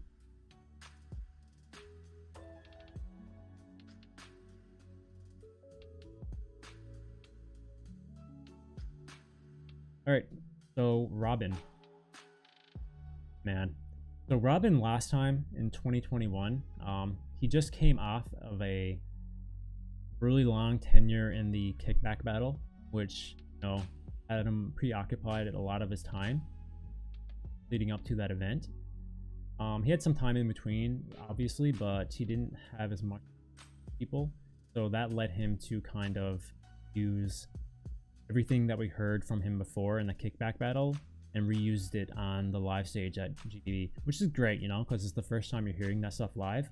It wasn't, might not have been ideal for him, I don't think. It was definitely ideal for the audience because, you know, we love that stuff. But when you're in a battle, there's always that factor where it's probably a little bit more beneficial to use at least some new stuff rather than reusing other stuff. But what we did hear from Robin was absolutely gold, you know, like we know he is amazing performer. He's not lackluster, you know. He performs to his best capabilities both live and we know that he's going to bring his A game, whether it's stuff that we heard from him in the past or he comes up with new stuff.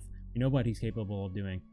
So I think this time around he has a redemption arc potentially. We haven't seen him in much at all since the last Grand Beatbox battle. His wildcards were awesome, definitely in the form of what we're used to seeing from him, but improved in every aspect that he's already good at. So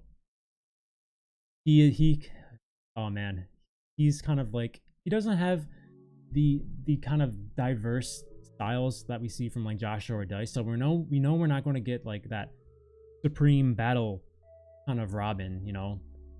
But that's okay because we love Robin, we love his style, we know what we're getting from Robin, and he's very effective at what he does. So he can make very good matchups for just about anybody here.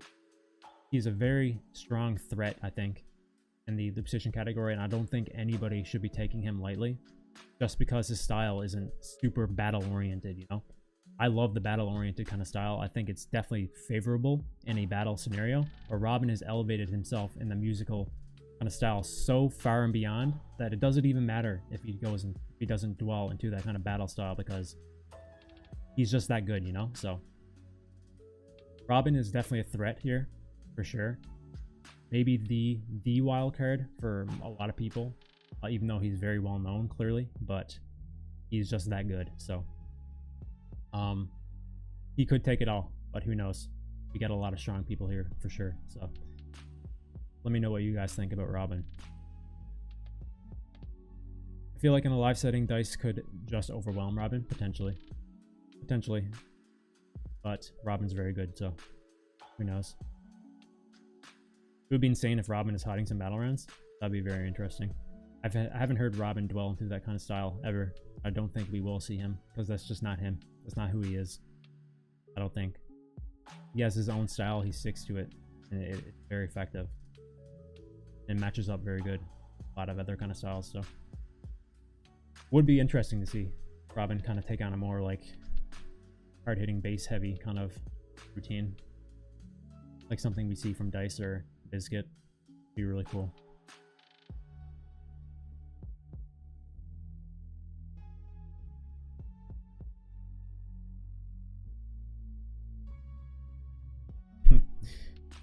Alright.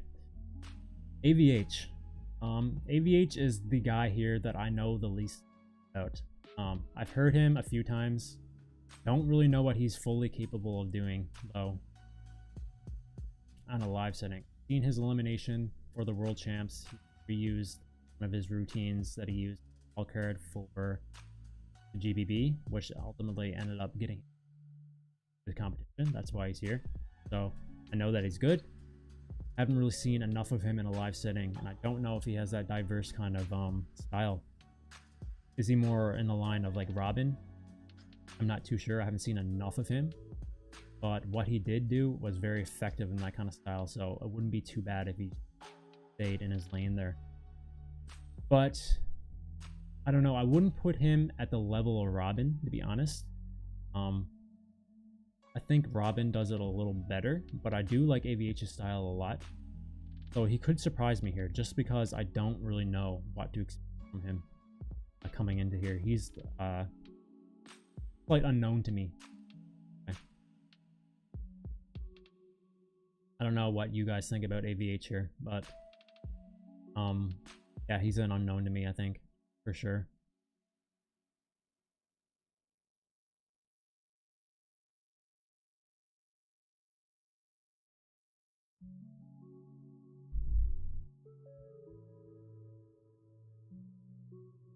He still did house, but he also had more base heavy house routines. I don't think he made it to top 8, right? At Worlds? I know the results, yeah. I don't think he made top 8.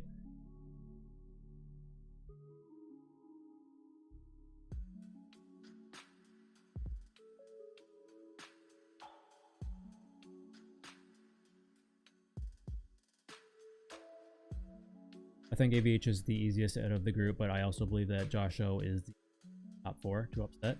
Interesting. AVH sounds great live. Him versus Brez is not going to be sweet like people think. Again, I haven't really seen enough of AVH to have a full opinion, so I'm not going to really speculate too much about him. But that is definitely a clash of styles, I think. Brez versus AVH. Be interesting to see that.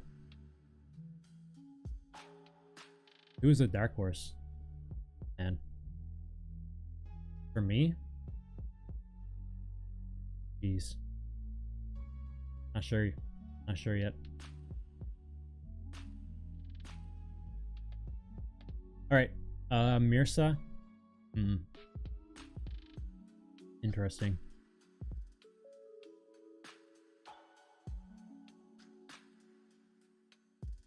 Not too sure about Mirsa, to be quite honest. I like his style again, but I don't know. I'm not really sure what to expect from Mirsa here. Just kind of like AVH. I heard a little bit more of Mirsa, but I haven't really seen him in an online, or sorry, an offline, like in-person competition since like 2020. So I have very limited footage to kind of go by. He did perform very well at that Florida Beatbox Championships in 2020. Did unfortunately end up losing that competition, I think, against Freedon. But he did have a very good showing in that competition. Had a good battle against Redmind. Had a very good solid showing at the kickback battle as well, especially that first round against KBA. Sorry, the second round. Really super impressive, really cool style. I think a battle between him and Brez would be really interesting, I think.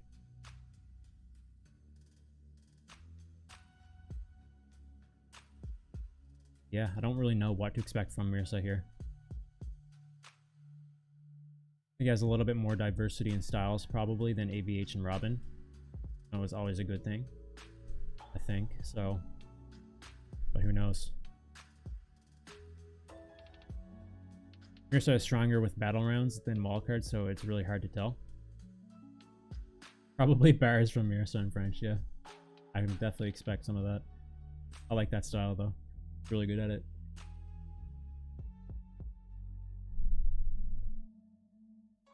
So yeah, kind of like another unknown for me. I don't really know what to expect from Mirsa here. Could really surprise me, honestly. Who is he battling again in the first round? Is he battling, not battling Brez, is he? No, not Brez. Is he battling Brez?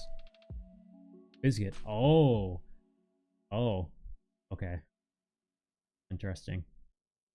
That's tough. Stride, bro. How's it going, man? Nice to see you here, bro. Yeah, that's tough. I'd be scared if I was Mirsa. That's tough. You're scared for Biscuit? Excuse me? I don't think Biscuit's scared. Nervous, maybe.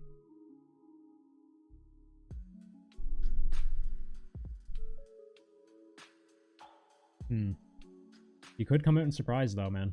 Like, he's a little bit unknown to me. So, we'll see. Alright, and finally, we have Matei.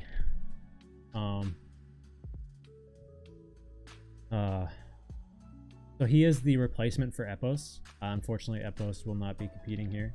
He dropped out. Which Epos was one that I was really excited to see, just based on his wildcards. So we got Matei in place of it. Matei has a very diverse style as well, but lately, he's been like really experimental almost, I'd want to say, lately, in like what we've been seeing from him. Which I don't know if he goes down that route for a live battle, I don't know how well that would play out ultimately. If he has some like really fleshed out like battle rounds, I think he has a lot of potential here. But what I've seen from him recently in his wild card and just like everything that I saw from him in the last like couple of years, it's been like very experimental almost in nature. His Lame at Worlds was nuts. I must have missed that one because I missed like the last 4 or 5. So I haven't seen like 4 or 5 elims, but I can't remember where his was. He did make it to the top 8 though, I know.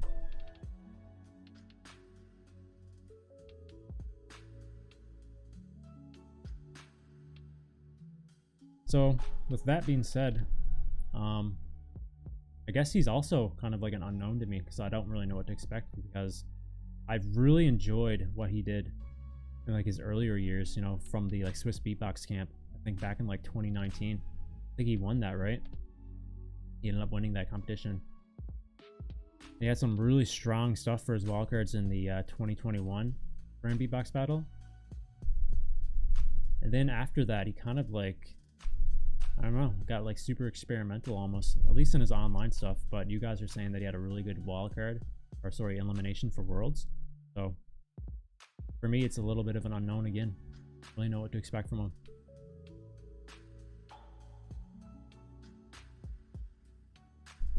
Alright, so with that being said, I think the favorite for me is going to be Biscuit.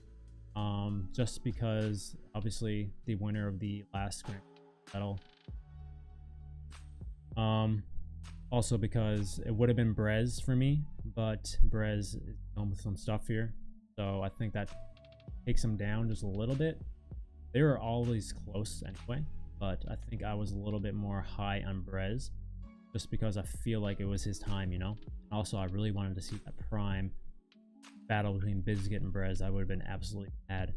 But right now, my favorite is Biscuit. I think the underdog, potentially, would be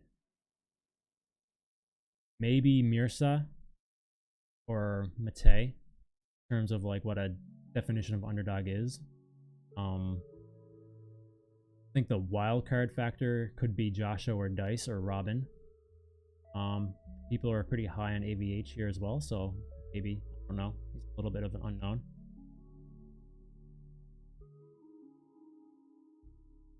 You think Brez is going to take it over Biscuit? They battle. They're not seeded to battle in the first round though. Brez is going through some health issues, unfortunately, but if he comes in like strong and like it's over that, then yeah, if Brez is at his like prime here, that'll be crazy. So wild cards could be Joshua, Dice, or Robin. For me, Biscuit, a slight favorite here for me. So at the end of the day, let's go elimination here. Who do I think will make top 4? I think Biscuit's a safe bet for me personally. I think he takes out Mirsa. Brez AVH, I think Brez will win potentially here. Dice Robin, oh my god, man. That one's the hardest battle so far. I think... I don't know. That's tough. I think Robin might win that. I really think Robin might win. Then Joshua Matei. I think Joshua got that battle. So that would mean Biscuit, Brez, Joshua, Robin. I don't know where they're seated. I don't know who would battle who next. Does anyone know who would battle who after that?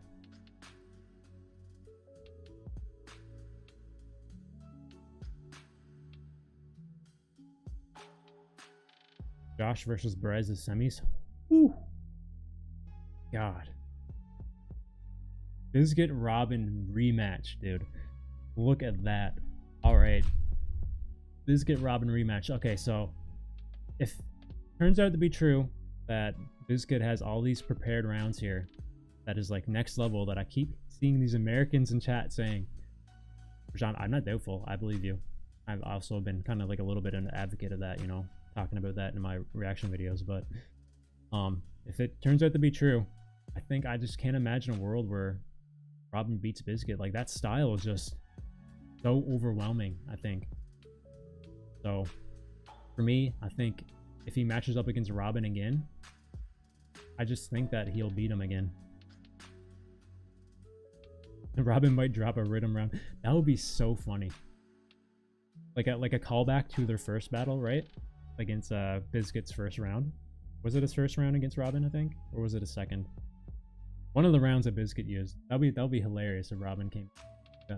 I don't think it will happen though. Robin lost, yeah. He had lost split decision, and he also used rounds from his kickback, which is also a very good point. But again, for me, I just think the Biscuit's style is just so overwhelming, you know? But I don't know. I don't know. For me, I think Biscuit will win again, but I can see it going to Robin. I'm not saying like Biscuit will just win hands down, you know? No questions asked, like 5-0 unanimous decision. Now, it could be another close battle.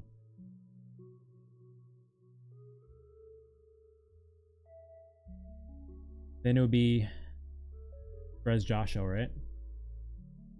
Brez Joshua. That's tough. That's crazy. Because we know Joshua can kind of come in and match that energy because he has that diversity in the loop. He's not all musicality. He can hit that hard style whenever he wants to. Just whether or not he chooses to do it against Brez. Does he try to match the battle kind of energy that Brez does? And is Brez going to be Brez that we know? Or is he going to be coming in with his older routines because he hadn't had the time and energy because of his physical health, his health issues, to come in with new stuff, you know? So really depends, I think, for me. Are we going to get the prime Brez? Because if it's not a prime Brez, I think Joshua will win.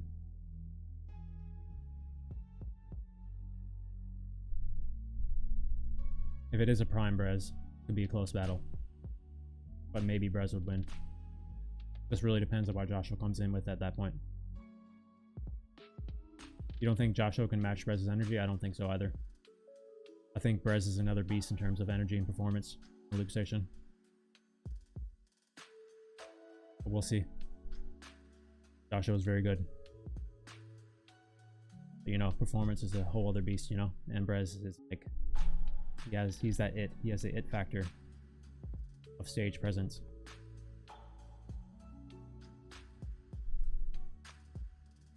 So we will see, I guess. That would mean Brez versus Biscuit in the finals. The battle that everybody would want. Everybody does want. I already said it earlier. I would not want this battle to happen unless Brez was in it at his A game. So if he's at his A game, I'm here for it. If it's in the finals, that makes it even better.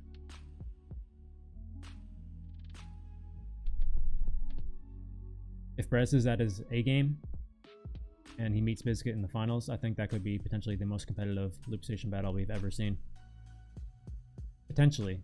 Because, you know, sometimes when they get to the finals, they don't save all their best stuff for the finals. This just is how it is. Sometimes you have to dig deep in battles earlier to kind of get through. That's just the nature of competition.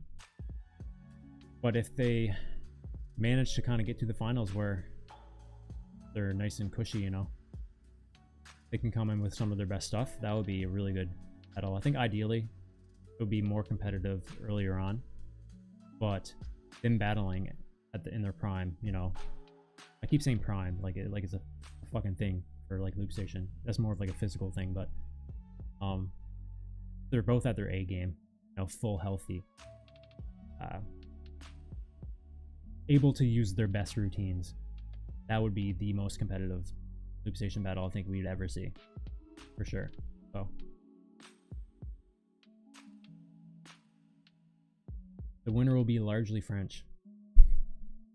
What do you mean largely French, bro? All right. So with that being said, I think for me, with all the cards laid on the table here, I think this is going to be the first back-to-back champion that we will see for the Grand Beatbox battle in the solo, and sorry, in the Loop Station category, not the solo, because it happened a couple times before. For the Loop Station, yeah. But that all hinders on the health of Brez for me. So Biscuit definitely has the capability of beating Brez, regardless of circumstance. Don't get me wrong. Yeah, I think we will see Biscuit winner again. Leonard should have been in solo. Yeah, I mentioned a little bit earlier. I think you were here. Might not have heard it, but I think there was definitely some upsets here, and Leonard was definitely one. Leonard was one of the upsets, I think, for me. Just based on what he did in his wildcards, I thought he definitely deserves a spot here. We'll see what happens. Hell yeah, bro. Looking forward to seeing what you got. All this hype from everyone saying that you got all this stuff prepared, and I just can't wait to see it, bro.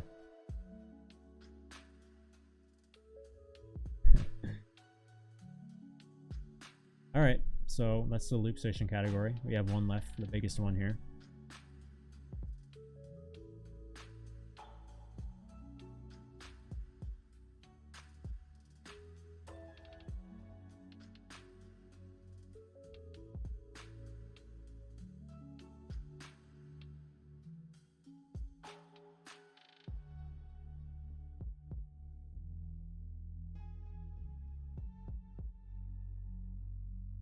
All right, look at all these names. Oh, so solo, man.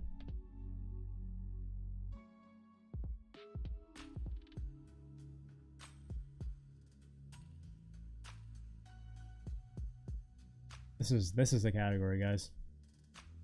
You know, people are saying because Zeka just decided not to compete, focus more on his work, you know, which is completely understandable. You got to make a living. And also, Collapse deciding not to compete, defend his title. People were thinking that this year might be a little bit slower, or not slower, a little bit less competitive. But when I look at this, man, like, this looks more competitive than the year before, honestly. Like, look at these names, bro. Wow. Also, Abo Ice, is that his name he goes by now, or is that like... Is that a stage name now? Abo Ice?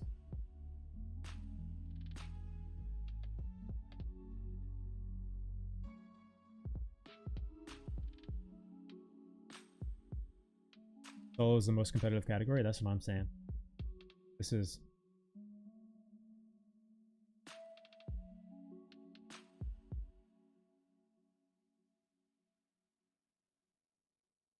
Alright, so right off the top here, you have River. I think this goes without a doubt. This is the favorite for most people. I think simply based on the fact that he made it to the finals the year previously. Had a very solid showing at the recent World Champs. I think he got eliminated in 4th place, 3rd or 4th place. I can't remember who he battled. I didn't see the battles yet. I just know the results. I think he battled Footbox. right? Or was it Footbox or Pac Max? One of them.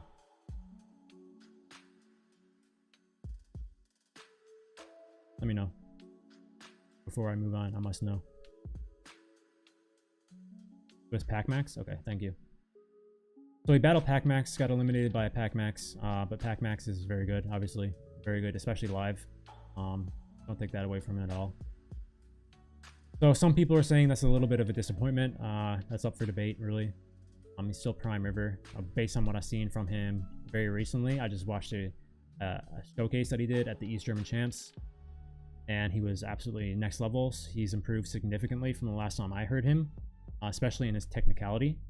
So I think that he's going to come in here wanting blood, potentially, not literally, figuratively. Maybe has a little bit of a chip on his shoulder here from the World Champs, and he's going to go off. So I think he's a favorite for a lot of people here. Yeah. I think Helium passes Elim with a beat-like trapdoor boom, essentially. Is this... Okay, so there's only 18 people, and imagine this is the top 8 this time around, huh? There's no way they have 18 contestants here and make it a top 16. That just doesn't make sense. This has to be top 8, right? That means you're eliminating 10 people, over half. That's crazy. This is super competitive. Like, by design, this is very super competitive. Only 8 spots. Wow. What's up, Cameron? Just noticed you there, bro.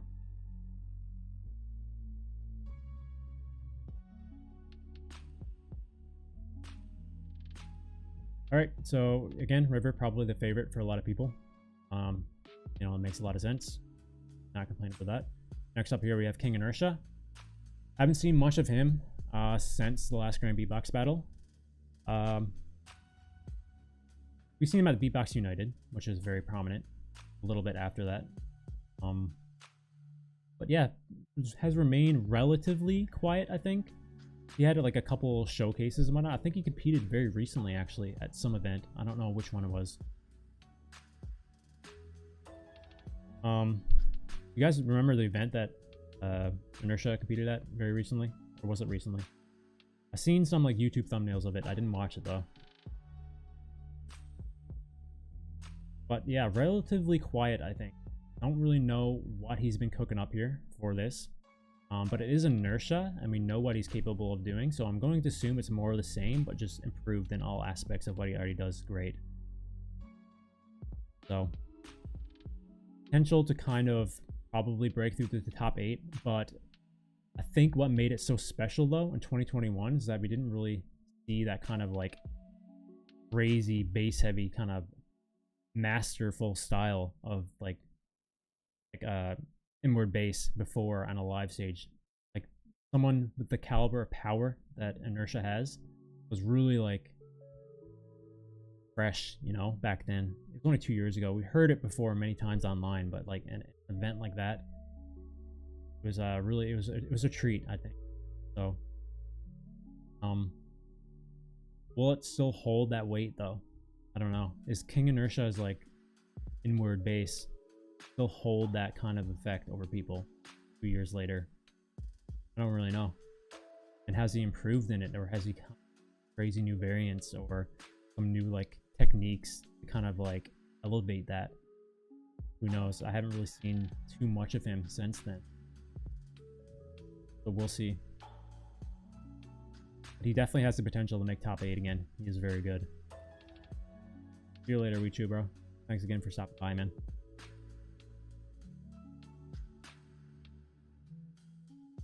Alright, so Wing.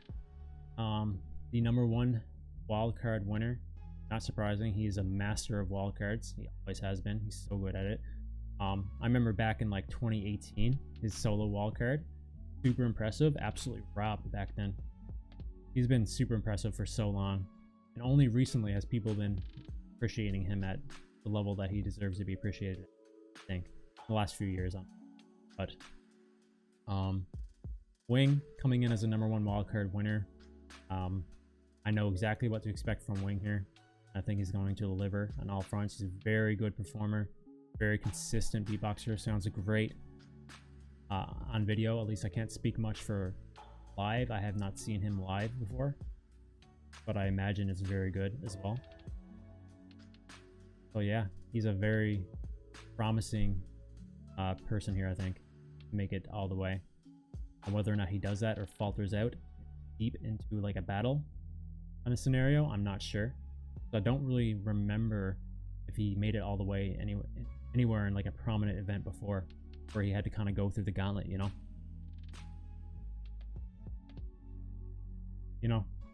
I can see a world where he definitely makes it to top 8 for sure. But there's a lot of killers here, so he could be eliminated. But he definitely has a lot of promise here. Hoping everyone actually gets proper sound checks. Yeah, I think they learned their lesson from last time for sure. That was probably one of the biggest complaints from not only the audience, but the artists were very vocal about that. So I think it's in their best interest to kind of abide by that this time around. If they don't, they'll be shooting themselves in the foot, and they'll have a lot of credibility, I think, if they don't work with them a little bit more this time around.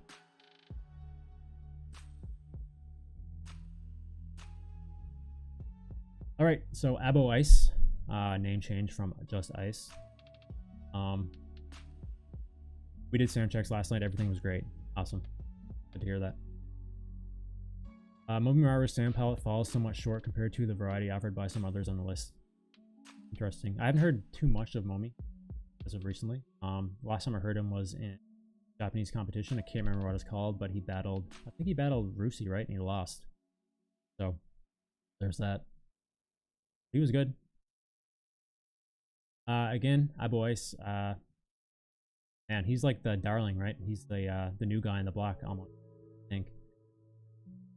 Super impressive in the limited amount of things that we saw from him, but what a rise to popularity that he's had, and deservedly so, because his style is so fresh, so unique, I guess. So like catered to like his own kind of personal style. You don't really hear much of what he does overlap to like what people do today in the beatbox scene. Very new school. So he has that fresh kind of effect, I think, coming into this. Very unique kind of style coming into this that we won't hear much from anyone here. So he also came in second in the wildcard competition, and he had some of my favorite wildcards for sure. I enjoyed his stuff a lot. But with that being said, I'm looking at everyone on the list here. He is probably the one I've seen the least of in a live setting. So whether or not all this kind of, plays out for him like it did online to this to this live event, you had to take that into consideration, right? So translating from online to in person is completely different, and anyone who competes, I'm not a competitor itself, but I've talked to enough beatboxers like over the years. I've been to live events myself. You can feel the energy, right? Like it's a thing. You can't ignore that. So being online is completely different than in person, and whether or not he translates as well as he does from online into in person is up for debate for me. So, and we're talking about Ice here, guys, not JP. I don't want to get that confused at all. So yeah, he is probably the wild card here for me, the definitive wild card, because if he can kind of perform in the aspect of what he does online compared to the biggest stage of all time in the beatbox world, where you're under the brightest lights of all, he can perform like he does in person, or sorry, online, then he's going to be an absolute menace, I think, for a lot of people here. So he's the biggest wild card for me here, I think. All right, next up we have Napalm. Jeez, bro, like I don't even need to say anything else about Napalm. I guess the only thing I want to say here about Napalm is that as of recently, we kind of been seeing him kind of kind of like dip his toes a little bit more into that like freestyle-y kind of style for battles, which, you know, it's charming, but is it really super effective to go all the way? I don't know. If he can kind of come in here with like full fleshed out routines and be like the Napalm of old, you know what you're getting from him, right? He's going to make like top 4 probably, even the finals. But if he comes in with like the modern day kind of Napalm, where like he's taking it seriously, but you know, at the same time, he's like very super laid back, not too like super invested in the competition itself. He doesn't really like super care about winning, as weird as that says. Obviously he wants to win, but if he kind of comes in here with a more laid back personality, like the freestyle kind of Napalm that we've been seeing as of late, I don't know. I can see him still making top 8 because he's that good. Like raw talent, he's one of the best in the world for a reason, even when he does that. Wow. But if he comes in here with very full fleshed out kind of routines, man, like it's Napalm, guys. Like he's probably going to make top 4, top 2, right? So just a matter of what he comes in with and what he does in this. They're only doing top 8. It's 18 elite limbs, and yeah, top 16 would not make sense. Might as well not even be elimination at that point. But yeah, they're doing top 8. More condensed, more competitive solo category this year around for sure. Probably also for time constraints, I'd imagine as well. I think having like 30 plus elims and top 16 took out a lot of time, and they probably weren't fully prepared for that many people.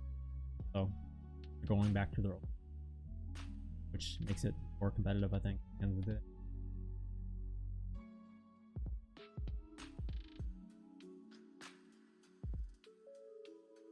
I think it starts at 1 p.m. Eastern. Sorry, 1 a.m. Eastern. 1 a.m. as in 1 in the morning.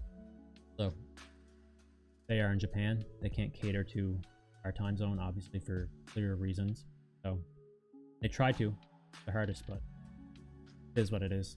I think most people on the America are probably not going to watch the live stream live. Probably watch it a little bit later on in the videos. All right, so moving on from Napalm, we have Helium. Yeah.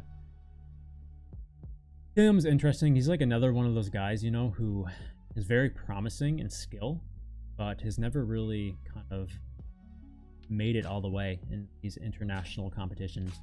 Definitely has the skill and the kind of style to make it all the way, but he never really pushed all the way through. Had some short straws or shitty fucking deals, you know, in matchups in the past. Like that King Inertia matchup was like absolutely brutal. He did his best to kind of power through it, but at the end of the day, it was just a little bit difficult at the time. I think he'd fare up a lot better this time around, though, to be fair. But yeah, he's had some hard matchups. He has the potential to make it all the way. But he's just one of those guys, you know, kind of like Josho in the loop station category. Like he has all the skill in the world, all the potential. He just never made it all the way. But one of these days he will, and will this one be the one?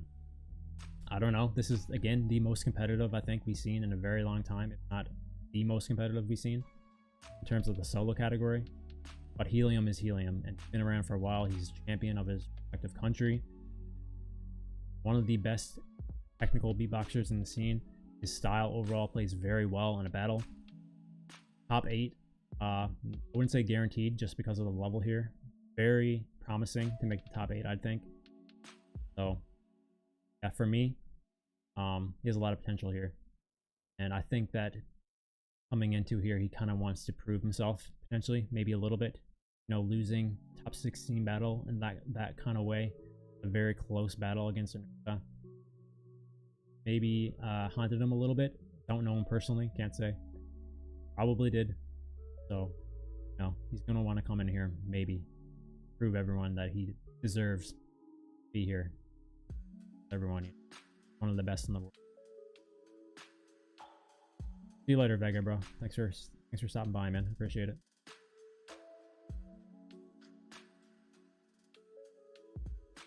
I kind of think that they should do away with the elims. We're all here for the battles. Maybe, I don't know. Like, I think elims have a certain sort of charm to them.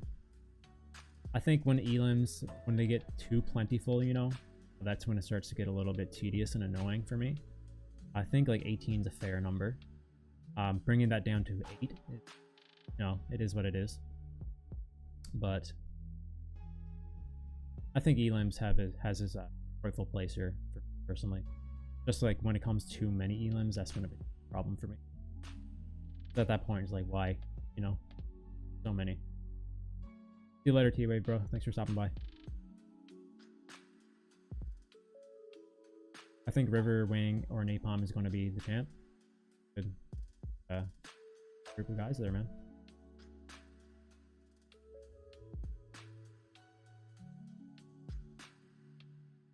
That's fair. I do love battles, and like I wouldn't complain if they got rid of elims completely, but you know, for a competition like this, I don't know, I just feel like it has a, honestly, for me. Like, you made it to this point. I guess you can make the argument, like, if you're doing a wildcard to get into it, and then you also have to do an elimination. It's like, man, a little bit much. You have to prove yourself, like, not once, not twice, but like 3 times to make it through the battles. I can understand that argument, but you know, there's a reason for that. Like, you're at the most prestigious competition of all time, you know, like that's why you're here. You're here to prove, you know, so gotta go out there and prove it. For me, top 8 is River and oh, I just read that.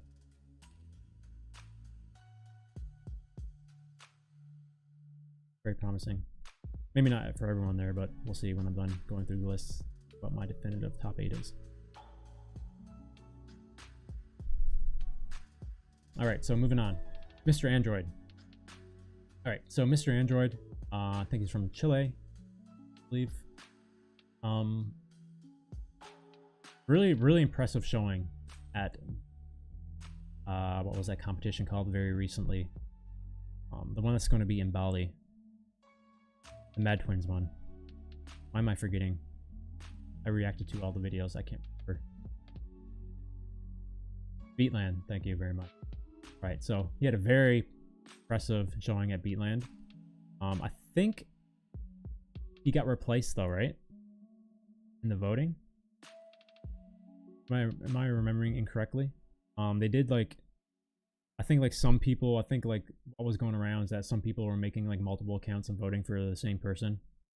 Not really his fault, I guess, obviously, but I think like Kaji ended up winning by free decision, I guess you want to say. I could be wrong. I had to go and double check that. If someone wants to go double check, go ahead. But yeah, super impressive showing from the Beatland stuff. No, and Mr. Android was one of those guys, like his whole style was so unique, but for me it was like I felt like he wasn't quite there yet. Like, he had a really cool, interesting style, but didn't have it all come together yet, you know? And now watching him from the Beatland stuff, I think he has got it all together, and it's going to be really interesting to see what he can do with that kind of like crazy unique style that's fully fleshed out now on the live stage. I can see him making top 8. Whether or not he goes all the way, don't know yet. He's very good and very unique, so it'll be really interesting to see what he comes in with here.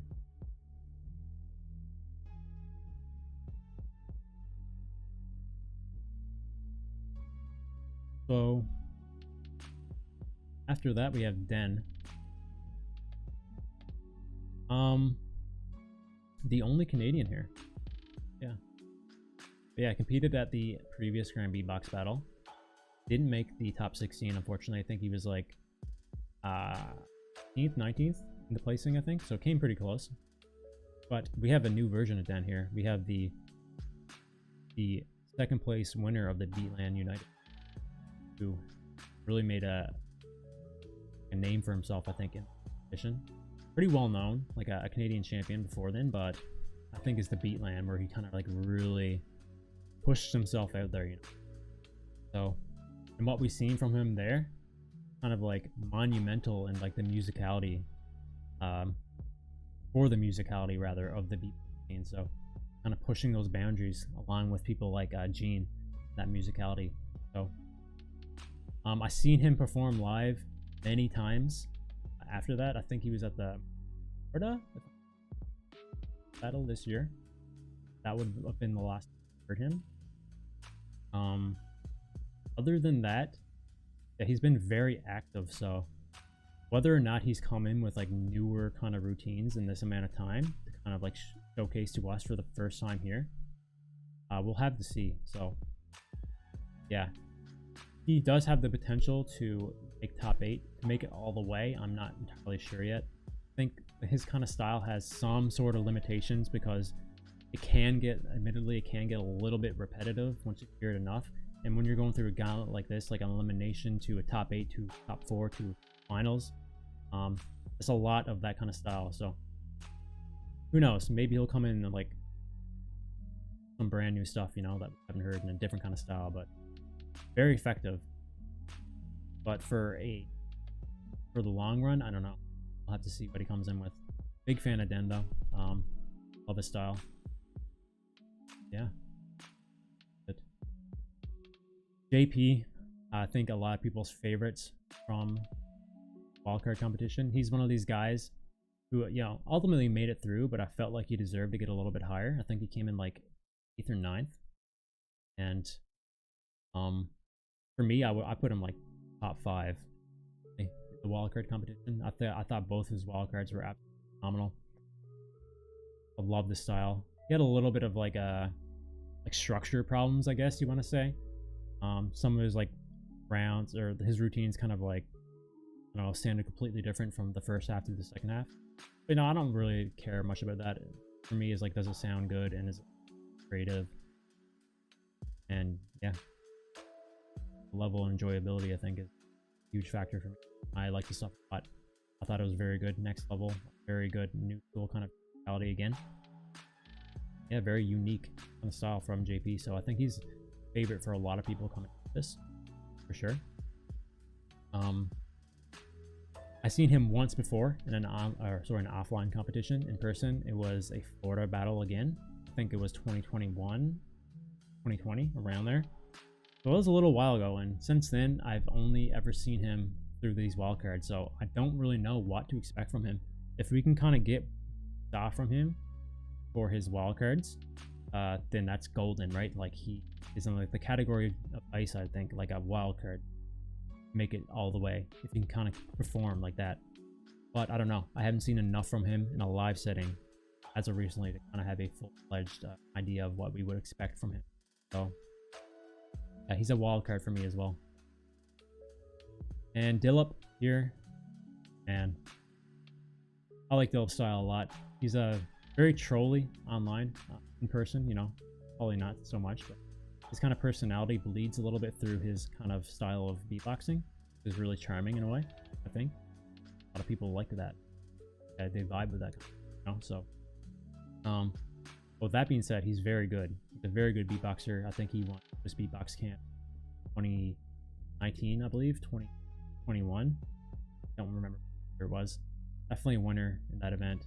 Competed at the DBU, I'm pretty sure.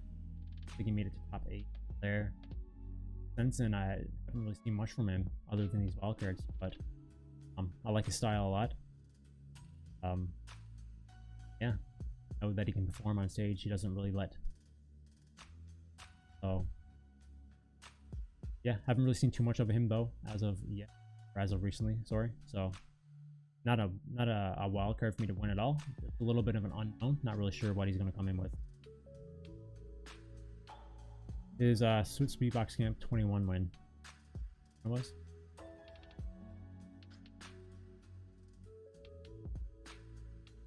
Ben has a problem where he makes rounds that are insanely difficult to live and never quite meets the bar he set. Yeah, that's pretty fair, I guess. Yeah, pretty fair. I think like stuff that he performs online is very difficult. Kind of have evidence of that and in the more event, some of the rounds that he used, didn't quite come off as powerful as online as it does. We'll see. We'll see what. All right, so ZVD, man, oh man, this one I'm super excited to see. ZVD is so interesting because he just encapsulates like everything you'd want for someone in like a competitive box setting, you know. He has the confidence, he has that new kind of fresh style, he has that it factor, you know. He has it all, and whether or not he can kind of run with that in this event here, he could be the inertia of 2023. I think he can be like what inertia did that in 2021. He can make top 4. He just has to be him, you know. He has to come in with what we know he's capable of doing, which I think he will. And that's it. That's his golden ticket right there. Whether or not he goes all the way, that's where it becomes a little bit iffy, because you're dealing with like killers up there, you know. You'll probably meet River. Maybe you'll meet Napalm. I don't know. Maybe he'll battle KI. Can he topple those guys? I don't know. We'll see. Americans looking dangerous this year. I agree. Absolute killers. But yeah, super excited for ZVD. Probably the most excited.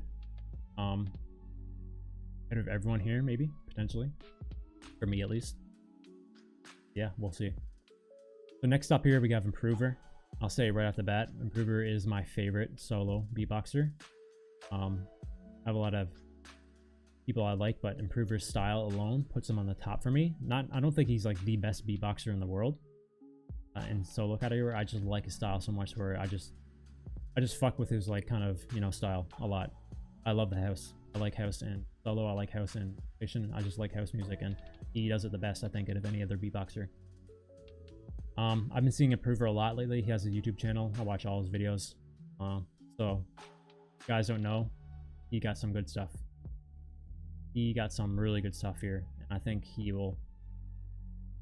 a lock for top 8. He just has to perform in his elimination.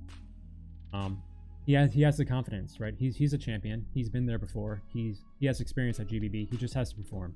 Honestly, if he performs, I think he'll make it.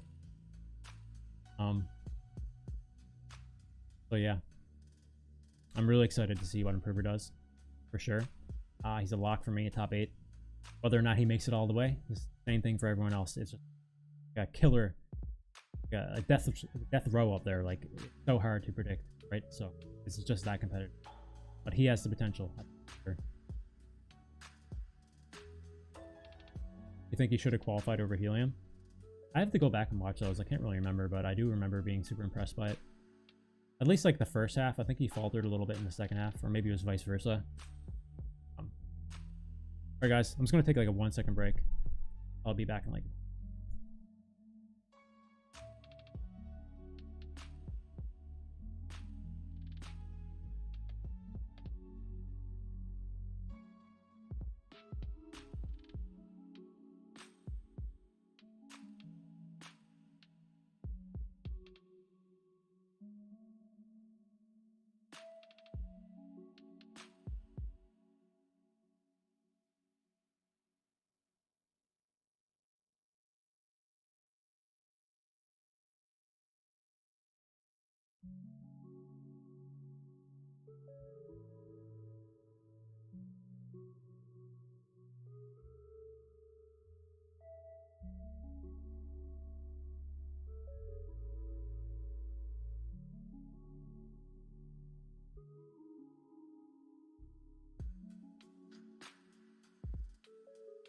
Alright.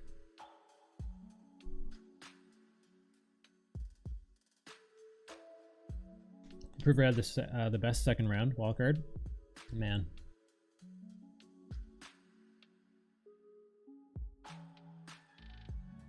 It was really good. But there was a lot of good wildcards, to be fair.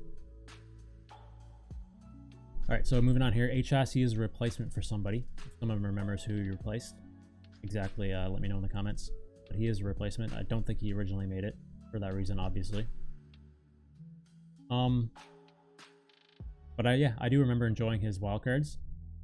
He's just one of those guys, you know, who has like a very certain style, and he doesn't really stray away from it at all. what he does do is just improve what he's already good at, right? So kind of like Robin. Take Robin for example in the loop station category. HS is kind of equivalent of that in the solo beatbox scene. He does what he does great, and over the years he improves at what he does great. Doesn't really stray away from it. So, but his style is unique, right? Because it's not just musicality. His style is like a good combination of musicality and technicality. That's just his style that he encapsulates in everything he does. He never really fully commits to one thing. That's what he does. So in a battle, it works out, right? Whether or not he gets through the eliminations, I don't know. If we're judging by what we've seen from the wildcards and this kind of killer, where you're death row, where you have to get 18 people down to 8, like I don't know. It's hard to say if HS will make it to the top 8 just based on that. So for me, I don't know. He's one of those guys that wouldn't be surprised if he did. Also would not be surprised if he didn't. So he's in like that middle area for me, I think. So yeah.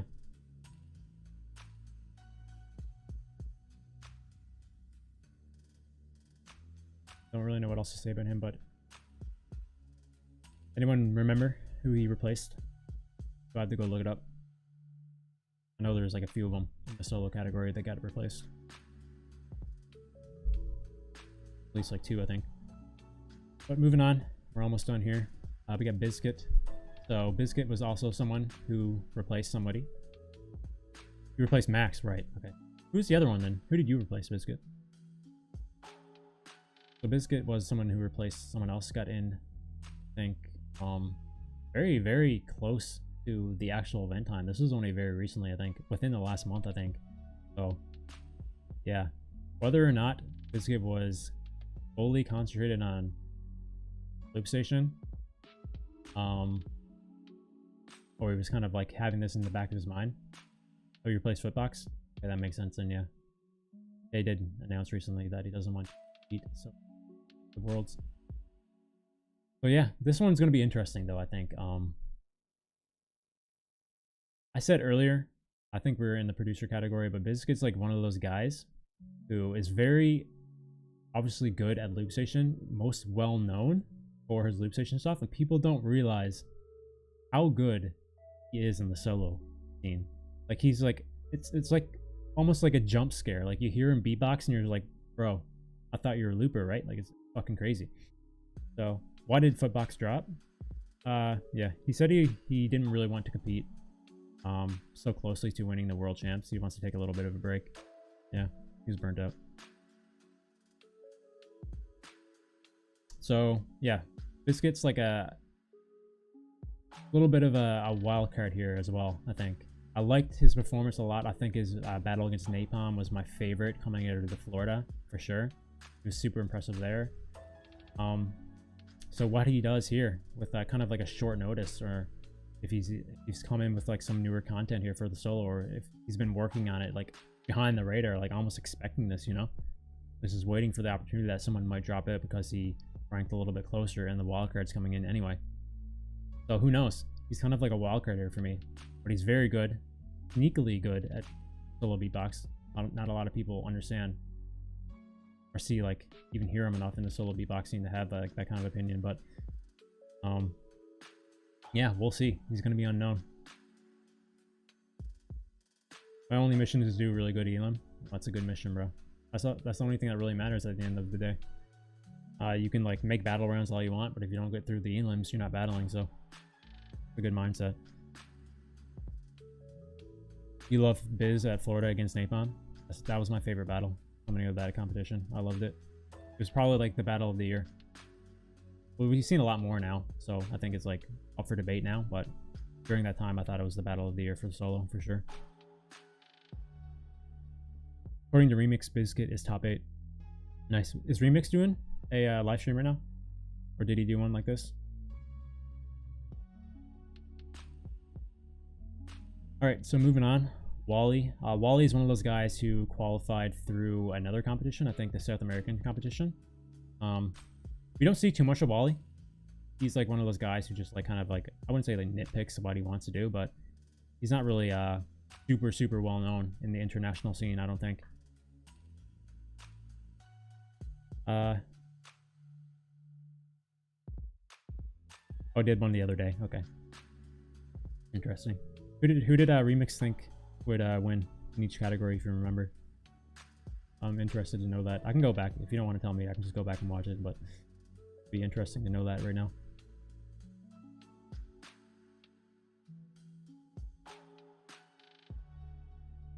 You had that video go viral? Which one was that? Was that the lip roll one? Well, all his videos were lip roll. Was it the hard control video?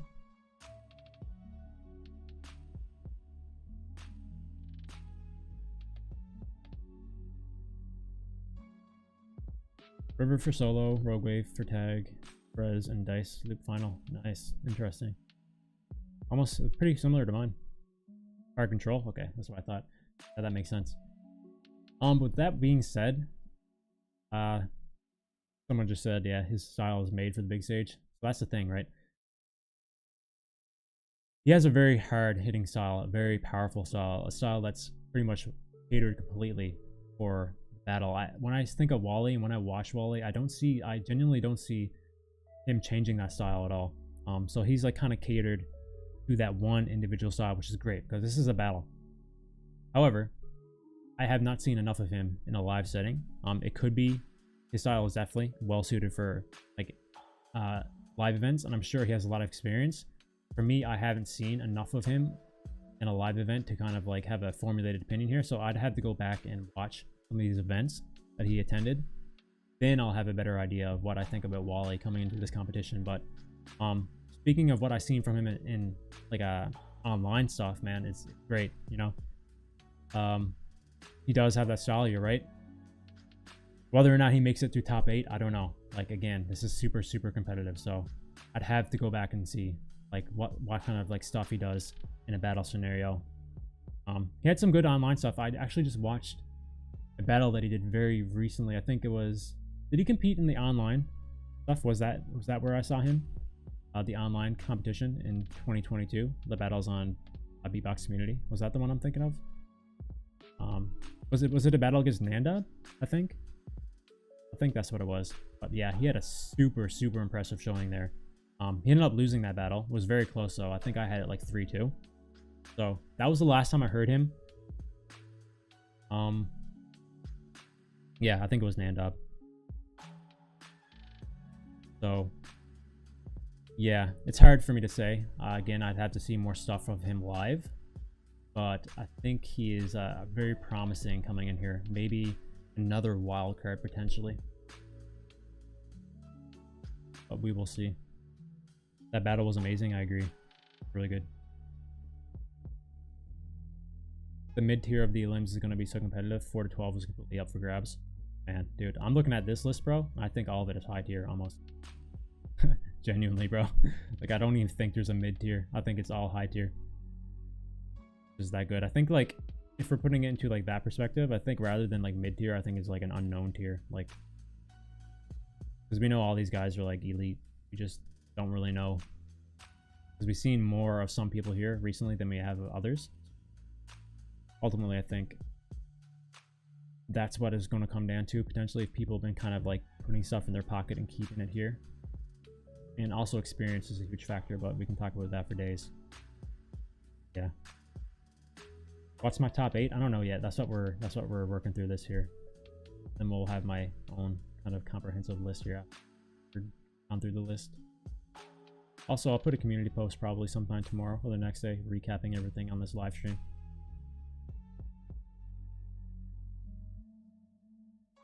All right. So Maxo, man, I didn't even hear about this guy. I think I saw him like in passing, like a couple of years ago, maybe.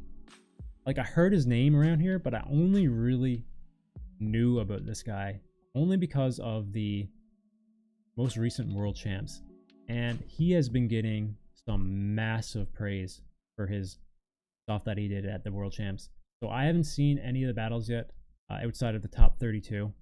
I know that they're releasing now and I'll react to them eventually, but I haven't seen much from him. But what I have seen, and I'll say this again when I said it in his battle, I can't remember who he battled in the top 32, but the vibe that I get from Maxo is the kind of vibe that I got from Collapse when Collapse was on the rise, like back in 2018. Remember when Collapse was running through that 7 to smoke in 2018? How much he impressed everybody? Like, this is the same kind of vibe that I'm getting from Maxo here. Like the same kind of style. Just like everything encapsulates like that kind of energy and vibe that I got from Collapse back in 2018. He has that much promise, I think, as a beatboxer, and it looks like he's super like composed all the time, and looks like he has that confidence. Like, I don't know how long he's been around. For me, I haven't seen him like very much recently. He could be a veteran. He's just been like low-key under the radar for me. I don't know, but he seems to be like super competitive in nature, like super well experienced. So like, I think he has so much potential here, and again, I think I'll have a higher praise and a higher opinion of him once I watch all these World Champs videos. So I think he made it to like top 8, I think top 8 or top 4. I think it was top 8, right? But yeah, so he has a lot of promise here. I think whether or not he makes top 8, I don't know. I want to kind of save that potentially. Well, I'll make an opinion later, but for me, I'm not sure yet, because I haven't seen everything he's capable of doing yet until I watch his World Champs videos. So yeah, for me, underdog almost, potentially an unknown a little bit. He lost versus Pac Max at Worlds. I guess that was top 8, right? Yeah, top 8. Okay. All right. So, all right. That being said, Momi Maru, haven't really seen much of him at all. I've seen 2 battles from him in a competition in Japan recently. Again, can't remember what that's called. I watch way too many stuff to remember everything. Someone who knows off the top of their head, let me know. But he battled Rusi, I'm pretty sure, and lost in the top 4 in that competition. That was the last time I heard him. He's also a Japanese champion. Very good, clean, very well structured kind of style. Very rarely does he make mistakes. So he's going to be coming in here very authentic, I guess I want to say. Very well trained and well prepared, I think, I'd imagine. He was Asia champ winner. Was that in 2017? That was a little while ago, huh? 2019 maybe. It's been a while. I don't think it was very recently. And I know that he won the champs in Japan as well around 2018, I think. Yeah. But I haven't seen too much of him since. Only very recently, actually. A competition against Rusi where he lost, I'm pretty sure. That's the one. But yeah, he's very well structured, very clean, very good style, very well prepared. Oh, this year? Interesting. What? Was there an Asia Champs this year, bro? Am I going crazy? Have I just not known about that? Who won Japan Cup? Asia Champs didn't happen. That's what I thought. I don't remember being one this year.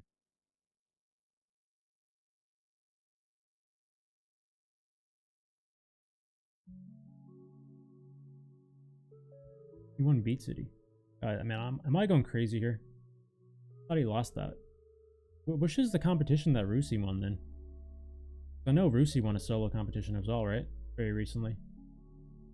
And I know that I think he beat Momi Maru there. Pretty sure. I might be going crazy, guys. Like, I don't know. I watch way too much beatboxing, bro. Like, for real. Rusi lost. Oh my god, dude. Yeah, forget me. I just can't remember. Alright. We lost to Momi. Alright, well. That's the competition I was talking about, but I got it mixed up. Alright, so that's a good accolade. There's some pretty good competition. I think Kaji was in that competition as well. Ray was in that competition. So yeah, he made it through some top Japanese talent there for sure. So that means he still got what it takes, right? He is I wouldn't say like old school beatboxer, but he did have some notable wins in the older years, like 2018. So unknown factor, because I haven't seen enough from him, but he did have a very notable win here, and what I did hear from him in that competition was very reminiscent of what I've heard from him in the past. So I know that he's going to come in here super prepared, because he's a very clean, well-structured beatboxer. So but an unknown at the end of the day. Can he take that all the way to the top? Personally, I think Ice can win, but that all depends if he sounds great on stage as well. Yeah, we're kind of talking about that a little bit earlier. I think Ice is the definitive wild card here for this competition. Just really depends what he does, how he transitions from online to in person. He's a lot like Hiss. I agree. His style is very similar to Hiss. I think he's even a little bit more well-structured than Hiss, honestly. His true secret weapon is not being jet lagged. That Momimaru. Has he competed in much international competition? I don't think I've ever seen him in an international other than Asia Champs, but I think that's like pretty close to Japan, right? I guess jet lag is still a thing, obviously, but alright. So Pono, I think he qualified through the Oceania. I think that's what it's called, the Oceania Championships. I think that was very recently, right? It was only like 6 months ago, 5-6 months ago, maybe even less. I think he beat Chills in the final, or maybe semi-final. Did he even battle him? It was in March. Okay. Who did he battle in the final, guys? I can't remember. Was it Chills? It was very recently. I know that. Yes, Pono is super impressive. Obviously, the most recent American champs as well. American champion, rather, in the beatbox, solo beatbox scene. Yeah, he's one of those guys, you know, who's kind of been like hustling. He lives and breathes beatboxing, just improving in his craft, and eventually it pays off, right? So, becoming the American champ.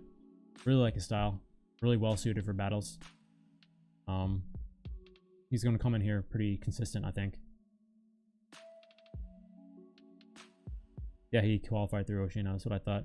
And it was Chills? Alright. Perfect. So, qualified fairly recently, actually.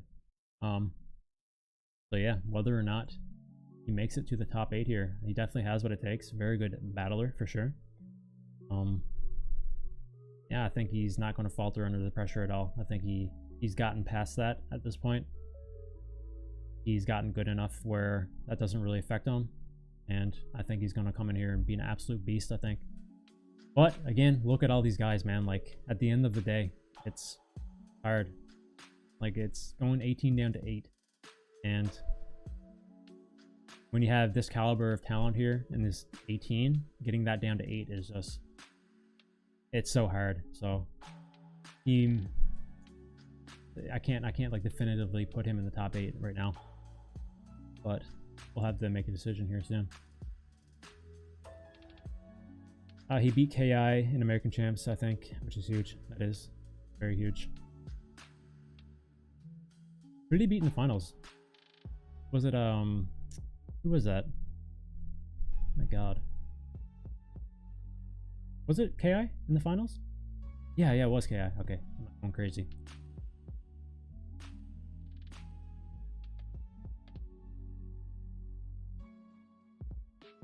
I get to see Pono live at West Coast. Nice, bro. I love your actions. Thanks, Damien. Appreciate it, man. Pono versus ZVD rematch in GBB is my American dream. That'd be crazy. Yeah, he battled him in the semis, right? Remember that battle. It was good. You wouldn't want to be the judge at this event, bro. Definitely not, especially for solo. Like, this is crazy. I think solo and producer, that's gonna be two of the hardest, I think, to judge.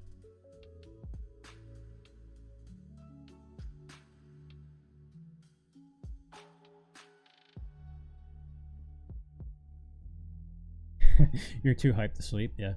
Well, I think you should prioritize your health over, you know, something that will always be here. I think the live stream will be up until like the event's over, right? So you have a lot of time, bro, to watch it. Definitely don't stress over that. He beat ZVD in the semis. Yep. Crazy battle. You love your my reactions. Thanks, bro. Appreciate it. KBA is going to kill producer. Yeah, that was my prediction to win it all. Is KBA. I've been excited to see Dilip for years. You're like the third person to say that. Well, not exactly that, but a lot of people are excited for Dilip, I think. It'll be interesting to see what he comes in with. Alright, so that's it for the solo. Now, I think I'm going to go down from top 8 to the eventual winner, like I did for the loop station here. So this is an elimination. Obviously, we don't know who the top 8 is like we did for the loop station. So picking the top 8 here is so crazy to me. This is tough. So I'm just gonna go with the people who I think are guaranteed top 8 here. Then we'll just kind of dwindle down the remaining. So I think guaranteed top 8 here is gonna be River. I think that's a no-brainer here. He's just too good. Has way too much momentum. He's improved significantly. So I think he's the top 8 for sure, River. Next guaranteed for me, I think, is probably Improver. I think is guaranteed top 8. All depends on what he does in his elimination, obviously, but for me personally, I'd pick Improver here. I think Napalm is probably too big of a safe bet. I'd say Napalm is guaranteed top 8. So River, Improver, Napalm. KI is I think KI is safe, probably. Just depends if he's kind of like elevated what he's already good at, because we know he's going to come in with that style. So if he's gotten like better, what he does already good, so he'll probably make top 8. So I'll say River, KI, Napalm, Improver. Man, this is tough.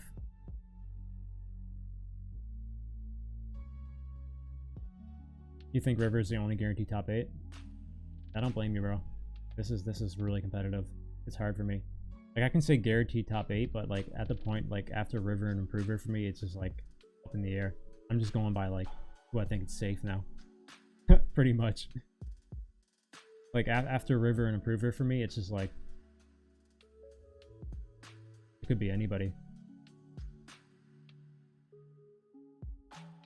I'm gonna say Ice here too. I think Ice will get it done. I think he'll come in and be consistent. I think he'll perform on stage. So I'm going to say River, King Inertia, Ice, Napalm, Improver. The last 3 here. Oh man, this is rough. I think anyone's a safe bet here. Den has real potential with his wildcards. Yeah. The thing about Den, though, we kind of discussed a little bit in the past, is that the kind of style that he comes with plays very well to online, but he just can't really like replicate it as good as he does online compared to in person. That's just the nature of like his routines. Like, they're so complex, right? And like they require such precise tones or pitches rather, that it's just really hard to kind of match that in an in-person kind of setting. So he is very good, don't get me wrong. He can definitely do it. It's just precision is just needs to be on point to perform at that high of a level that he does online. When I say online, I'm talking about like pre-recorded stuff like BBU.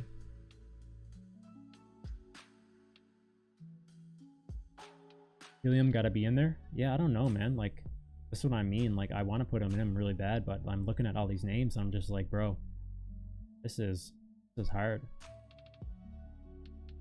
Then has beaten Inertia in person. Nice. Yeah, I watched that. I watched that in the live stream, I'm pretty sure. Did I think. But Den is good, guys. Don't get me wrong. I'm not dissing him at all, man. I love Den. I'm just saying, like, when you're looking at all these names, like, geez. Also, just because someone beat someone in the past doesn't mean they'll beat him again. I didn't watch Founders? I think I did watch it. I just watched it off camera then if I didn't react to it. I did watch it though. Napalm won, right?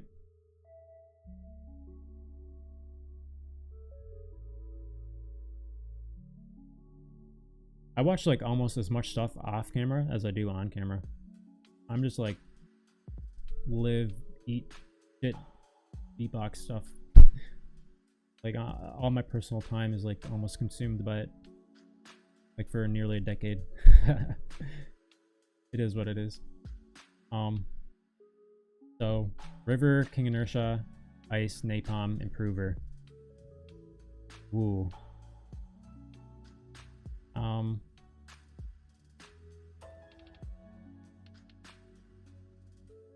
I think Fanders had the higher level of competition for sure, which would make it more competitive. That's just the nature of it, you know, like when you're introducing every like country and allowing them to compete, you know. Not every country, but you know what I mean. Rather than just restricting it to just local talent, it will be more competitive by nature.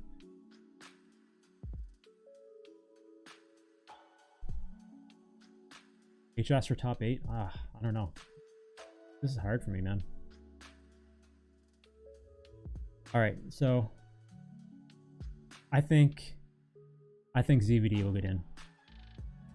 I just think that he's too good. Everything that I've seen from ZVD, he's very consistent.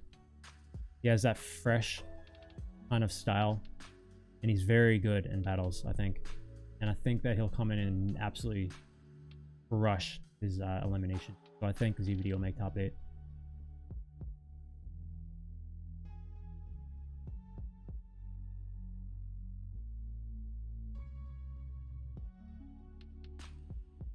Biscuit's an unknown for me. I think he has the capability. It's just that the fact that like I think maybe he's been focused on Loop Station. I don't know if he's here to answer himself, but I don't even know if he wants to, obviously, because he should be keeping all the stuff to himself, to be quite honest. But maybe he's been a little bit too focused on Loop Station, having like short notice. Maybe he didn't have enough time to like prepare new stuff potentially for solo, but at the same time, you know, maybe he has been preparing for it behind the scenes because maybe he anticipated someone to drop out and he'll come in on short notice. So who knows? At the end of the day, he's a very big unknown to me. I think because of that fact, I might not put him in the top 8 because it is too much of an unknown. I think that he's capable for sure, definitely 100%, but it's a little bit of a too much of an unknown. So if he makes it, I would not be surprised. If he doesn't, you know, it is what it is, right? So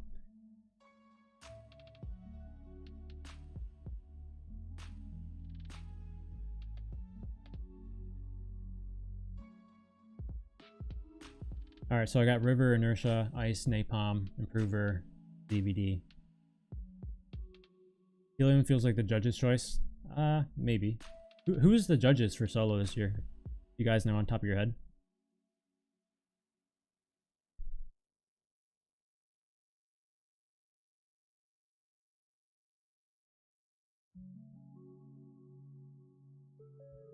Dilo. Collapse is judging, right? I think so. Oh, Collapse isn't judging. Interesting. Oh, Alexinho, Wawad, Gene, Dilo, and Skiller. Okay, so Skiller. I trust Skiller. I think he's good. He's good at decisions. I trust Dilo as well. Alexinho, I trust Alexinho. Wawad and Gene, I don't know. I haven't seen Gene judge much. Wawad, I'm not too sure. He has more experience in, I think, in like Loop Station judging, right? From what I've seen, at least at these events. So, respectable panel. I don't think there's going to be like any crazy robbery here by any means. I haven't seen any of the online battles yet. Sorry, the worlds outside of the top 32. So I can't really have like a full opinion of what Gene judged there yet. Judge 2017, man. Did he actually? Dude, I was there at GBB 2017. What did he actually do? That's wild. That's funny. I don't remember that. I don't remember a lot from that night, honestly. I just remember Sorrow just absolutely fucking blowing my mind.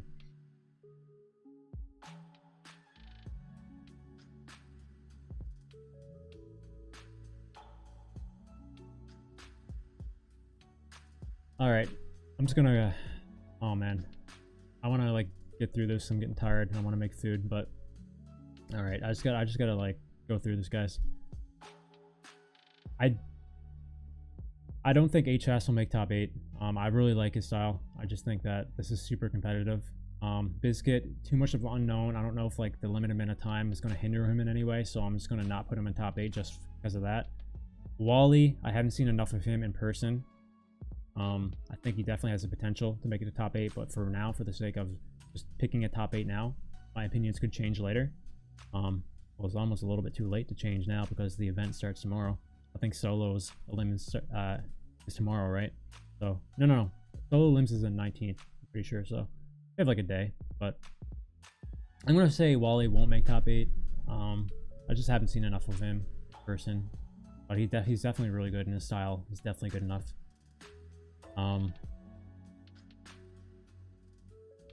Maxo, I want to say yes, but again, I don't think it's fair to me to say yes yet because I haven't seen what he did outside of the top 32.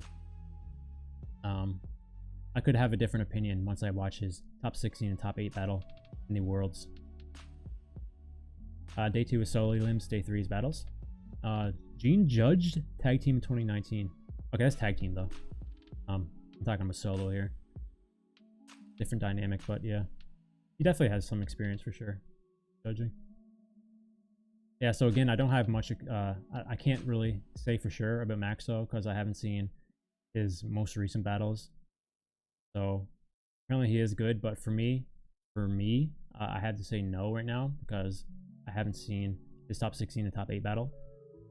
Momimaru, I just haven't seen enough of him. I know that he just won, like we were saying earlier, he just won a battle in Japan against Rusi in the finals. Had some decent competition there. Very clean, very well structured beatboxer. Make it all the way in GBB though. It's top 8. I think this might be his first Grand Beatbox battle too. I don't know. I'm gonna say no here as well, honestly. Pono. Oh, that's close. I think Pono could come in and make top 8. I don't know though. Jeez, this is tough. This is so hard, guys. Like, I'm not even judging, man. I'm just like a spectator here.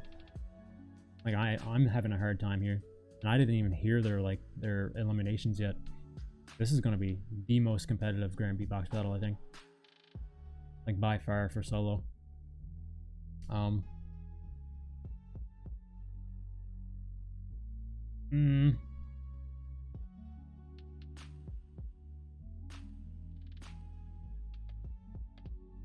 gonna say no for Pono too. I think he'll come like 9th or 10th. I think he'll get really close. He could make it, obviously, just like everyone else here, but for the sake of just getting through this, I'm gonna say like he's gonna come really close, I think. He has a really good style for battling. He's one of the better battlers here, I think. Honestly. Like in terms of like creation of routines and execution. I think he's like really good. Has a lot of presence in a battle scenario, but going through an elimination to get to the battles is a little bit different than just starting out in battles, right? So, and when you have the caliber of these people, I don't know, it's hard. So I think he'll get close. Mr. Android, this is tough. Mr. Android is super, super impressive most recently from the stuff I've seen, but that was also online, right? And even though he's improved significantly, does that still translate to in person? We've seen what he's capable of in person. He's very good. But that was like 2 years ago, right? So I think he will come close as well. I would not be surprised. He could make top 8 here. He could do the Beatland rounds live. Has that competition happened yet in person? Or is it like, or is it after this?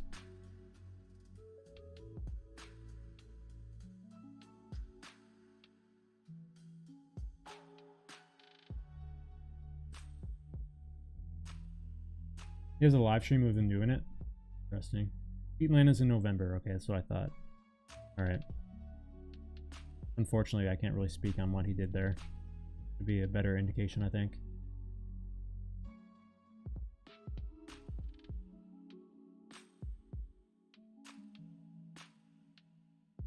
That's a pretty good point. Regional winners, yeah. It's tough. Looking at who we have left here, we have Wing, Mr. Android, Den, JP, and Dillip, Helium. We have to dwindle that down to 2 more guys. Like, come on, man. Like, all right. I'm gonna say no on Mr. Android. I think he's gonna come close though. For now, I like him a lot though. I like his style, very unique.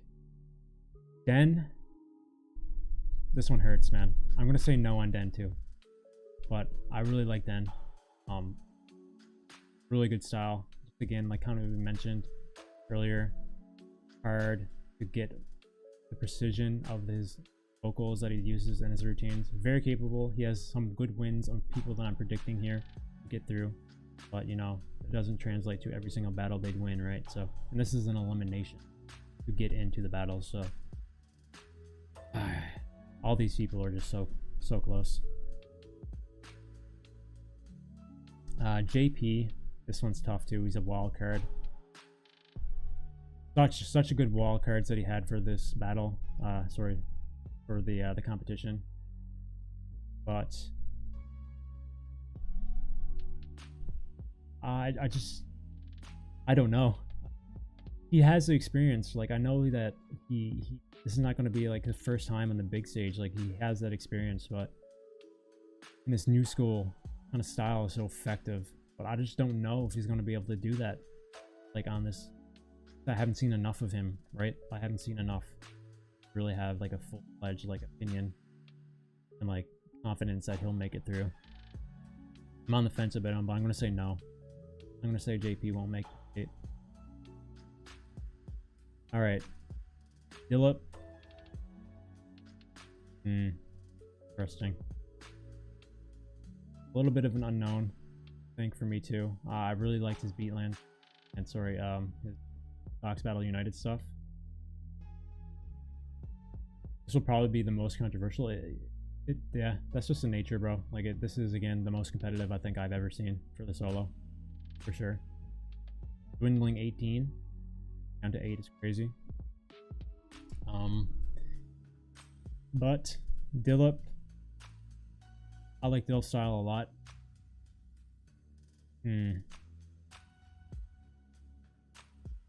I think he's also very powerful on stage from what I heard.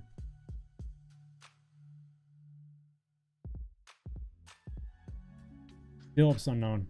I'm on the fence of him as well. He has a lot of confidence. He has a really good style. He's very powerful. Very good online and in person.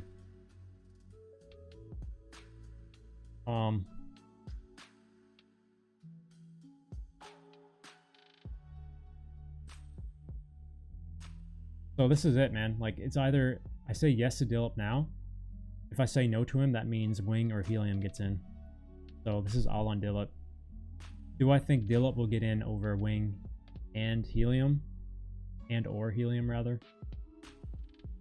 Oh, man. I'm sorry, guys. Like, I'm going to say no. I don't think he'll get in over Wing or Helium. I don't think he's there yet. Dillip is really good. He's very good. Very powerful. Just doesn't have what these guys kind of possess at their point of their beatboxing career, right? I could be wrong. Dillip could come in here and surprise the shit out of me, you know? He could come in and completely blow my mind. But for the sake of this, right now, I'm judging him by what I see these guys as beatboxers, as complete beatboxers today. I'm gonna have to put Wing and Helium over Dillip for now. So yeah, so the top 8 here for me is gonna be River, King Inertia, Wing, Ice, Napalm, Helium, Improver, ZVD. Yeah, that's it. So again, River, King Inertia, Wing, Ice, Napalm, Helium, Improver, and ZVD. So obviously we can't predict who's going to battle each other. I'm not going to try to pretend. So we'll just dwindle this top 8 down to top 4, which is absolutely fucking crazy because we just had that much time effort trying to get it 18 down to 8. Now we have to cut this in half again. So let's just do it. River, guaranteed. I'm putting River top 4. Easy. No questions asked there. I'm gonna take wing. No, actually, hold on. I take that back. Let me think.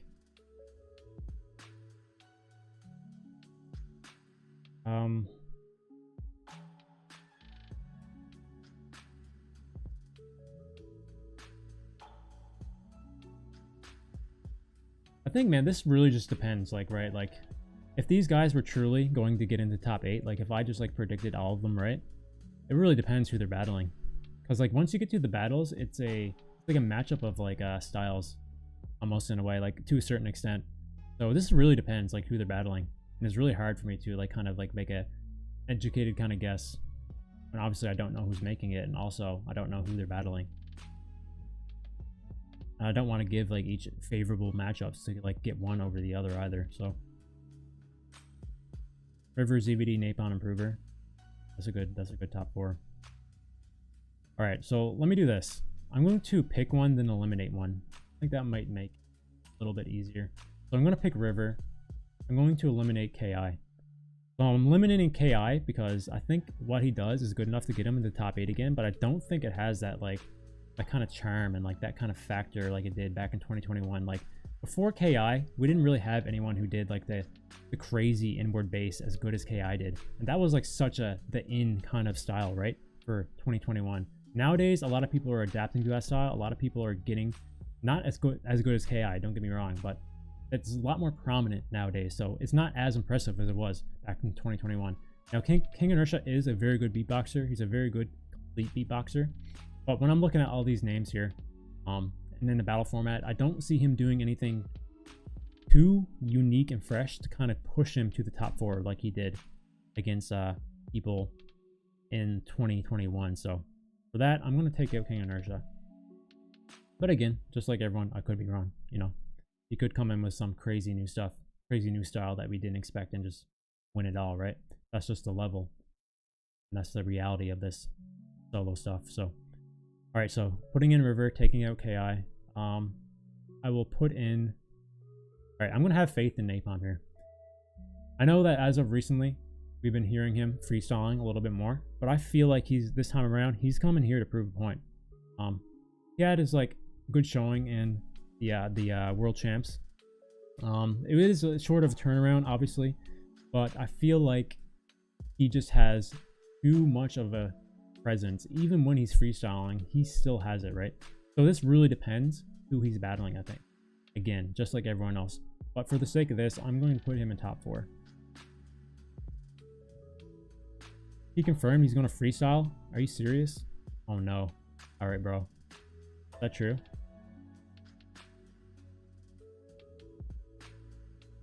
If that's true, that actually changes my opinion.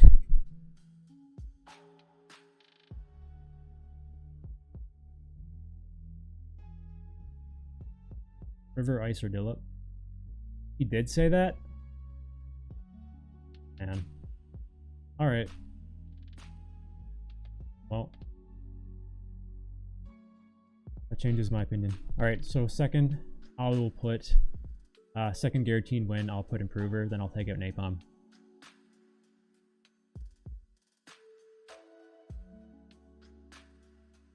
Yeah, it is a big of an issue. Not so much like in earlier, but there's a certain level of preparation that just kind of like, you know, full-fledged routines trump freestyling. It is just a reality. Like Napalm does, he's one of the better freestylers for sure, but it's just you can't compare it to like a full-fledged, you know, like River routine or like a collapsed routine, you know, and like a top 4 scenario. You just can't. You can freestyle all you want. You pretty much, your opponent knows what you're going to come in with if you freestyle, right? So there's no factor of like countering. There's no one-upping your opponent. You're just freestyling. And this is the top level. I don't think you'll ever see a winner here in modern day beatboxing who will make it all the way and win while freestyling. This is not a reality of current day beatboxing. So I will put in Improver as guaranteed top 4. Again, I'm making a lot of assumptions here, but I know what Improver is capable of, so I won't even assume it. He's going to come in with his best stuff. He's very consistent as of recently, especially. So I'll put Improver top 4, take out Napalm. So we got River and Improver first. We took out King Inertia and Napalm. So the third guaranteed person I would put in here, man.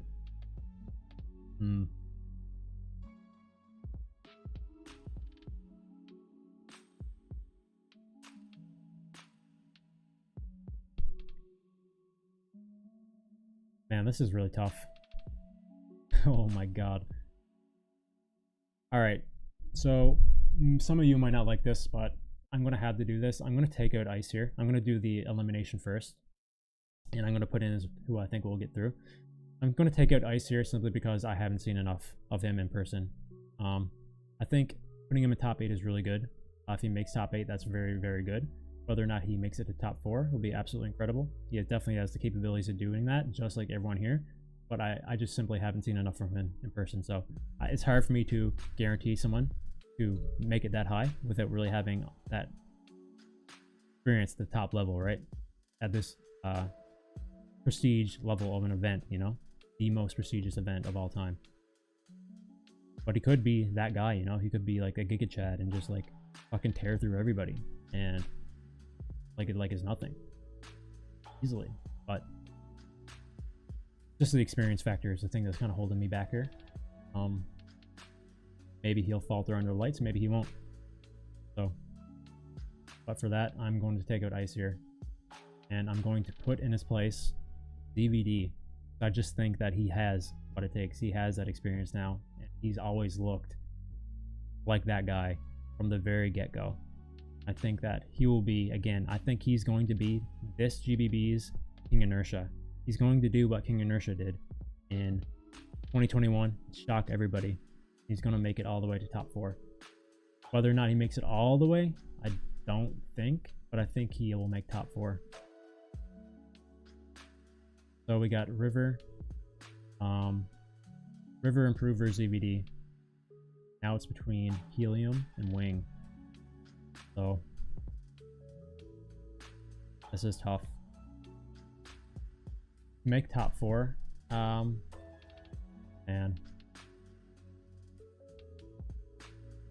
Ooh. I think Helium's gonna come in here with a chip on his shoulder, you know. He's gonna want to prove he has what it takes to make it all the way. I think maybe he's a little upset about what he did. Or like how he placed and how he performed maybe in the previous Grand Beatbox battle. Maybe he's not. I don't know the guy personally, but in 2021 I thought he would make it further and he didn't. And Wing, like, he's very, very good. Yeah, this is tough. This would be a really close battle, I think.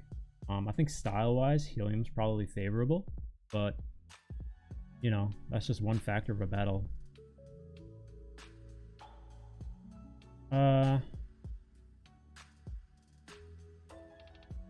Man, this is rough.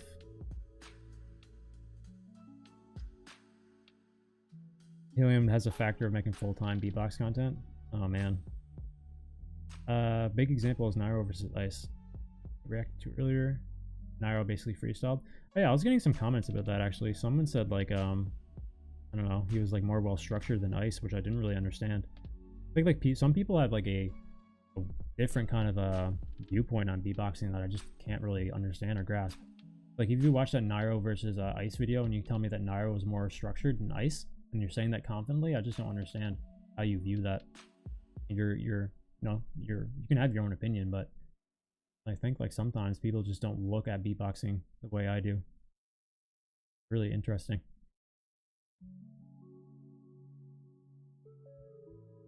Alright guys. I like Wing a lot. I think he's super impressive, but I think Helium might just want it more. I think his style just favors him in that kind of battle. You know, again, it doesn't mean everything. I just think Helium might come in here with something to prove. Who knows? He might not even make top 8, obviously. For the sake of this, I'm going to pick Helium over Wing. I love Wing, but when it comes to battling, I think Helium might take it. Yeah. Alright, so we got River, Helium, ZVD, and Improver. Jeez, God. Alright, so I'm going to take out ZVD here. I think this is where ZVD goes down.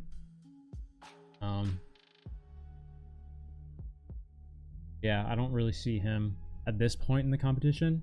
He has the potential, but I think Helium, Improver, and River would be able to take him down at this point. Yeah. But I think he'll make top 4 for sure, but I think ZVD will be the first to falter here. And then this is where I'm probably going to take out Helium as well. Yeah. I don't think Helium will make it all the way, but I do think he'll probably make top 4. That would mean River and Improver as a final. Which would be crazy, crazy competitive battle here. Anyone has been hearing like the stuff that both these guys have been doing in terms of like technicality, was like next level, man. Like absolutely crazy. I highly advise you guys to watch like some of Improver's recent videos. Like Improver just like throwaway, like not throwaway, they're very popular videos, obviously meant for you know, his main source of income on YouTube, obviously. Whether or not it is his main source, but he is a YouTuber, I think.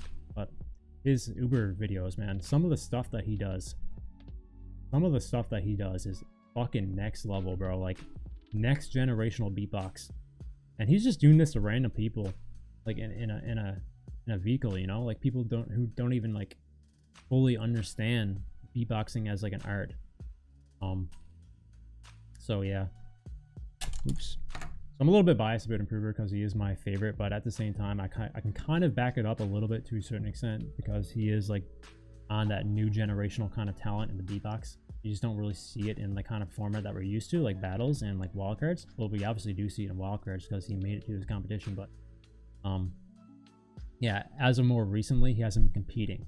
So, but we still do see enough of him from other sources of like videos that makes me think he has the potential to make it all the way. So I'm putting him here in the top 2 against River.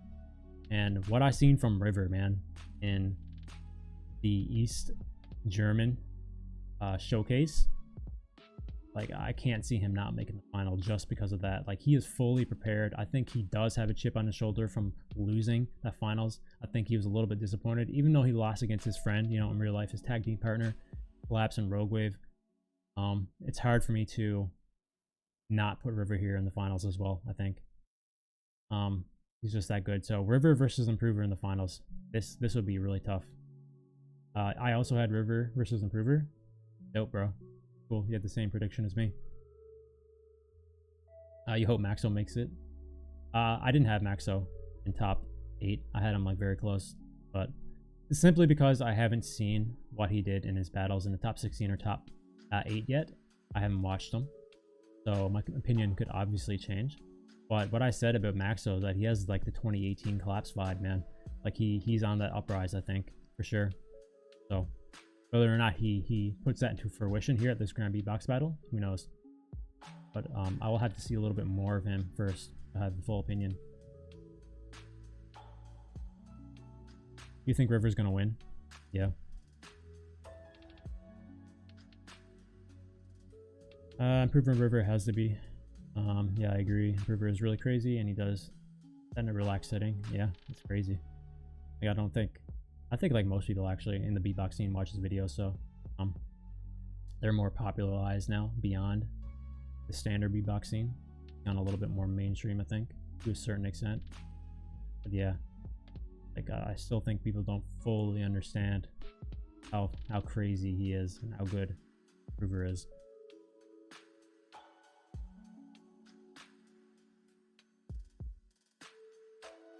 People are saying he held it back against Pac-Max. Why would they say that?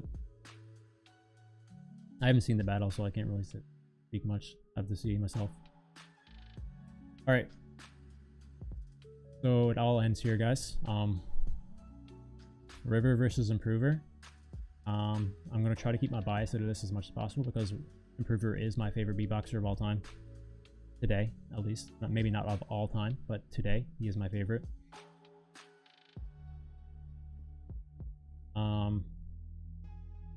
Man. Yeah, I'm going to have to go with River, guys. That's it, man. I think as good as Improver is, I think that River has that factor of being in the finals in 2021, not winning, letting it haunt him for years. Almost not wanting to compete here for obviously different reasons, but deciding to recompete here, losing the world champs, coming in fourth, having a chip on his shoulder to kind of redeem himself.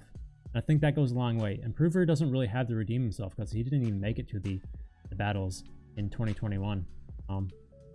He doesn't really compete much at all, but he does improve significantly a lot, so he's going to be formidable. But I think River is coming in here with a vengeance, I think.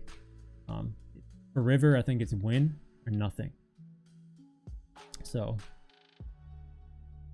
and he has that factor again, like I said, of having so much experience in battling as of recently and making it all the way and just losing it by a very slim margin. So, and we've been seeing that a lot, you know, people making it to the finals, losing, and then coming back the next year and winning it all.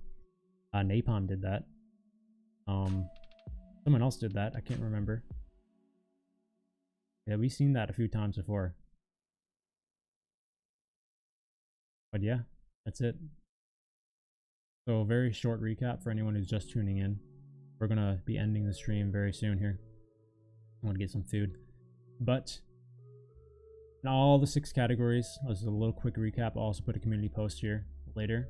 But